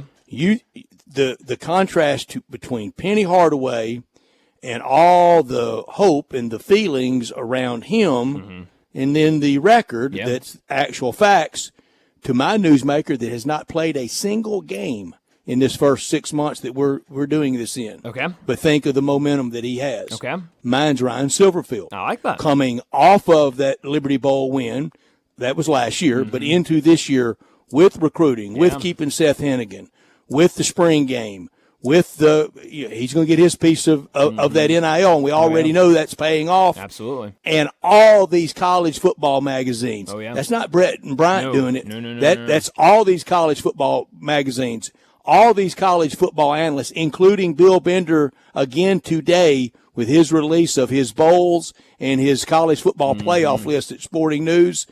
All that for Ryan Silverfield. Yeah, that's a good one. And like you said, we did not plan this, we did not rehearse this, but the fact that both our newsmakers are the coaches of the University of Memphis, football and basketball. And the directions they're going the directions, that's exactly where I was going. Ryan Silverfield's big time of the year. Sure. That you actually go out there and pad pop. Yeah. It's coming up. Sure. And, I don't think we'll be having different conversations, but, could be newsmaker at the end of the year for you for Ryan Silverfield in a very different light for Ryan Silverfield. Brian, it could be into those playoffs, and it's why I warned the other day that the new AD, Dr. Scott, he better have a list ready. Oh, yeah. If Ryan Silverfield does that, some big offers are coming his way. Sure. Oh, yeah. If he goes out there and has a big-time year, gets them in the college football playoff, and we're talking about like he may stay. I hope he does. Sure, I hope he does. But if we're talking about like we said yesterday with Bill Bender and his he had Memphis and Texas playing in the first round. If that happens, there's going to be Power 5 schools calling and getting a feel for Ryan Silverfield. On your list, what can cross over? What can be there at the end of the year? I think the pledge from FedEx will certainly be there. And mine too, because we will have the FSJC. So definitely, it could be there. My number one story can go away, sure, or can only be added to with Penny. Yeah, that's another one. I think Zach Edey he might not be top 5, but I think he'll be around there. Cal would drop out. Either way, either successful or not, because other stuff will be better. Yeah, probably. I would say so. Could be Ole Miss. It definitely could be. Yeah. I think there are football season could be Tennessee's football season. There's a lot of things it could be. But I would say if I just had to look at my list, I would say FedEx and Zach Edey would be the two I say will definitely be around one way or the other at the end of the season. And we're going to move on from kind of the negative Grizzly stories. Oh, yeah. And that's the thing is, once the ball goes in the air and we start playing basketball, I think all of that, everything from last year goes away. Dang it, Brian, I didn't mean to do it, but almost back all the way to 3 o'clock. Hope springs eternal to the second half. You're absolutely right. So, we'll see where it goes. But, I feel good for the Grizzlies. I feel good for Tiger football. And, those are going to be the two big stories late in the year when we're back here in late December or, the first week of January talking about the biggest stories of 2024. Those will be at the front of our minds because those are going to be the sports that are happening right then. So, it'll definitely be fun to keep an eye on. But let's go ahead and get to our final break of the day. When we come back, wrap up today's show with Taco Bell Crunch Time. Start your day with Sports 56 Mornings with Greg Gaston and Eli Savoy. Weekday mornings from 7 to 10, right here on Sports 56 and 98.5 FM.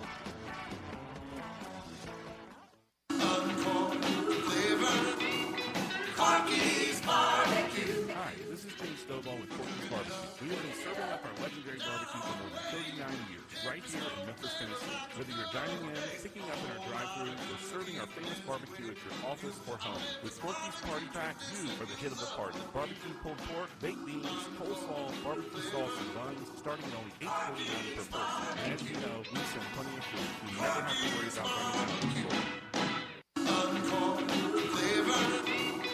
Corky's Barbecue. Hi, this is Jim Stovall with Corky's Barbecue. We have been serving up our legendary barbecue for more than 39 years, right here in Memphis, Tennessee. Whether you're dining in, picking up in our drive-thru, or serving our famous barbecue at your office or home. With Corky's Party Pack, you are the hit of the party. Barbecue pulled pork, baked beans, coleslaw, barbecue sauce, and buns, starting at only $8.49 per person. And as you know, we send plenty of food. You never have to worry about running out of the store. Hi, this is Eric Hasseltine telling you to hurry. Hurry to Genesis Diamonds right now. The clock is ticking on Genesis Diamonds' amazing finance offer. You have until Sunday to take advantage of the hottest offer ever. 5 years, 0 interest financing. You can get that stunning designer engagement ring starting as low as $67 a month. Or a 3-carat lab-grown center diamond, just $99 a month. It's the smartest, fastest, and best way to buy. But hurry. This incredible offer ends this weekend and will not be extended. Only at Genesis Diamonds at Poplar and Perkins Extended. I think a lot about golf, and when I think golf, I think Miramichi. Did you know Miramichi Golf Course offers membership? It's a great way to play more golf for less out of pocket. Their memberships run for $300 a month plus tax, and that includes unlimited rounds and range balls, no extra card fees, priority tee time booking, and discounts in the pro shop. Oh, by the way, there's no initiation fee. Miramichi green fees, they'll allow you to choose the right rate at the right time on the right day for your needs. If morning tee times are more important, you can book up to 14 days ahead of time to reserve your spot. If rate is more important to you, there are discounted evening rates available that you can choose from. You'll find the lowest rates on Tuesday through Thursday afternoons. Sometimes you just need to escape the hustle and bustle of life. Miramichi Golf Course provides just the right place to solve that need. The name Miramichi means place of happy retreat. When you need a quiet, peaceful round of golf, please make your way to Miramichi.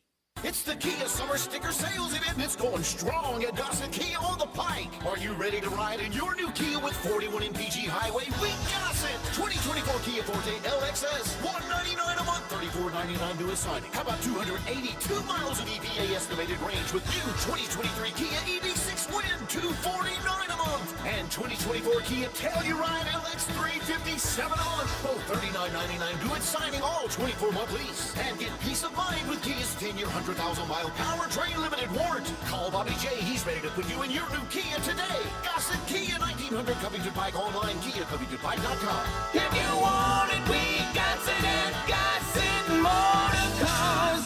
Rebates and incentives. Lease includes PF 695, 650 acquisition fee, EV6 P561 0964, MSRP 50,200, Telluride RG 510 849, MSRP 38305, Forte LXS RE 780 169, MSRP 21820. Must finance through Hyundai. Excludes tax title and license. See dealer for complete details. Offer valid through 6/30/2024 with approved credit. Dealer stock only. Get Bosch Pure Vision wiper blades, buy one, get one free at O'Reilly Auto Parts, in-store only. We'll install them for free at O'Reilly Auto Parts. O'Reilly Auto Parts. I'm with John Burgos from the world-famous Rendezvous in the Alley since 1948. Brett, we have catered parties all over this country and all over the world, from Singapore, Australia to Central Park and New York. But many people don't realize how much we do locally.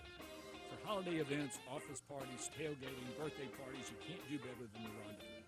For example, you can get a cheese and sausage tray for 15 to 300 people for $3.75 per person. You can even build your own nacho bar for $10.50 per person. All you need is a minimum of 15 people.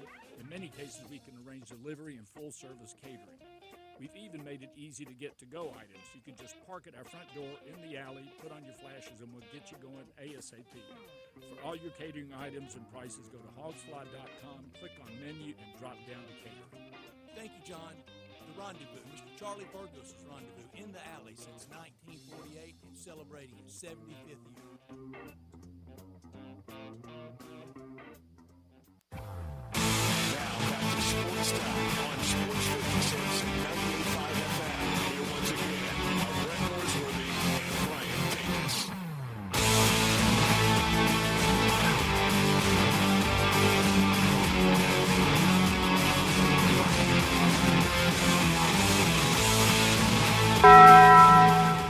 pretty cool, and we're just getting started. So.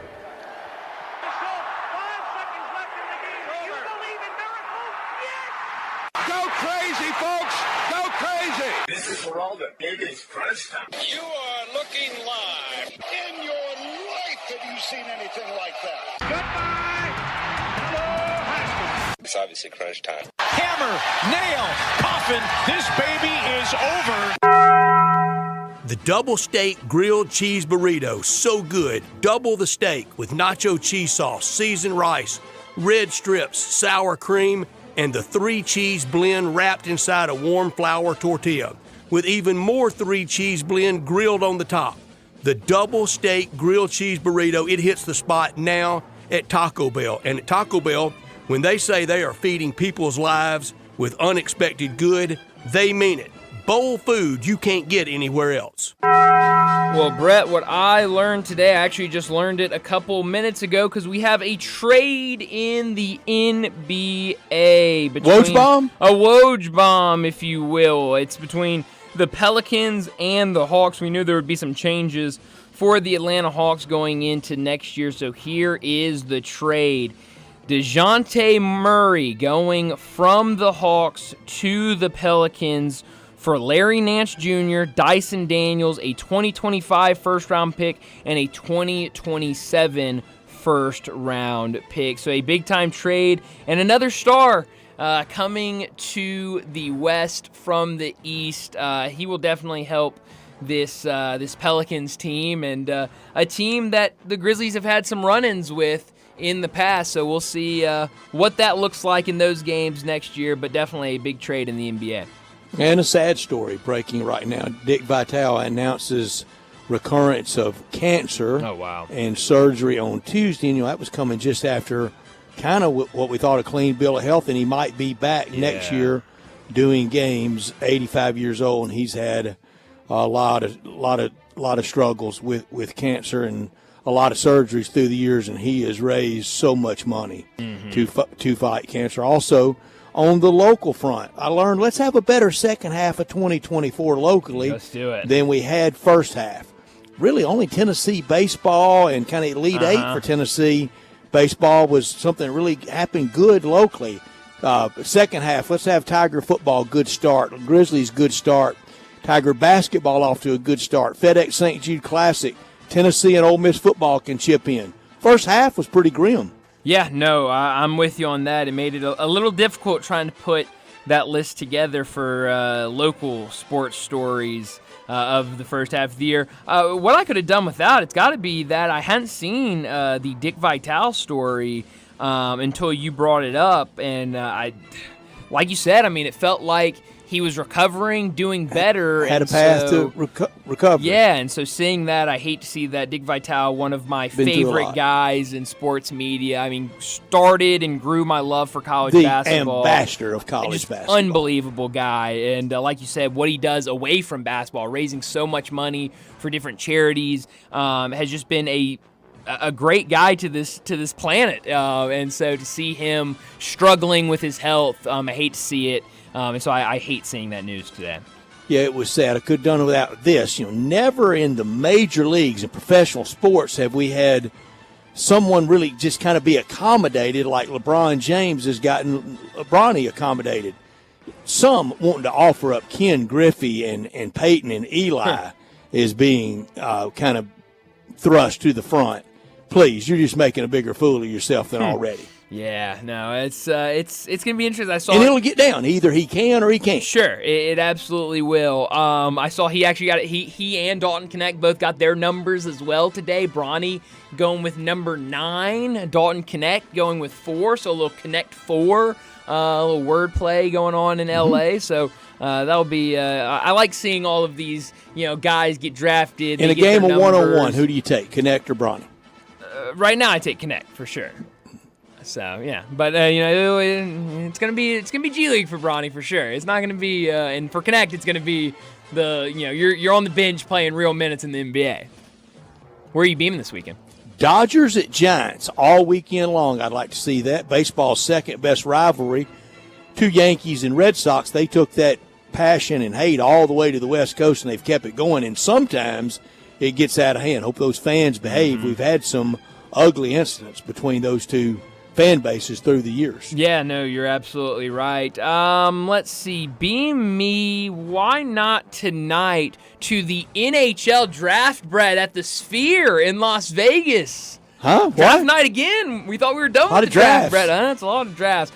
I think hockey reports next week, don't they? Well, yeah, hockey is year round. It feels like, but don't ask me who the top prospects are for the NHL draft. Can't tell you that right now. I'll learn it here in a couple hours. I'm gonna break down Monday. We got one. I don't know if I'll be able to do that. We'll watch golf in Detroit all weekend. Yeah, Cardinals and Reds all weekend. The 40-40 Astros at the Mets night. Bruce Marshall said Astros playing better. Their push needs to start now. Cubs at Milwaukee. Craig Counsell will hear it there, won't he? Yeah, he will. What did they really lose? Why do we want to fight over Craig Counsell? That's a good question. I don't know, but we'll see what that weekend looks like for those two teams. That could be a fun series. A lot of good baseball, like you said. The golf up in Detroit will also be fun to watch. A lot of these introductory press conferences for these guys that just got drafted. Be interesting to see what we hear from that. But that's all the time we have. Enjoy your weekend. We'll talk to you again Monday afternoon. Butcher at 199 South Highland Street in Memphis. We're a full-service butcher shop offering a curated selection of quality meats, cheeses, prepared foods, and more. At Buster's, our skilled butchers are also experienced chefs. They'll be delighted to guide you on selecting, preparing, and cooking our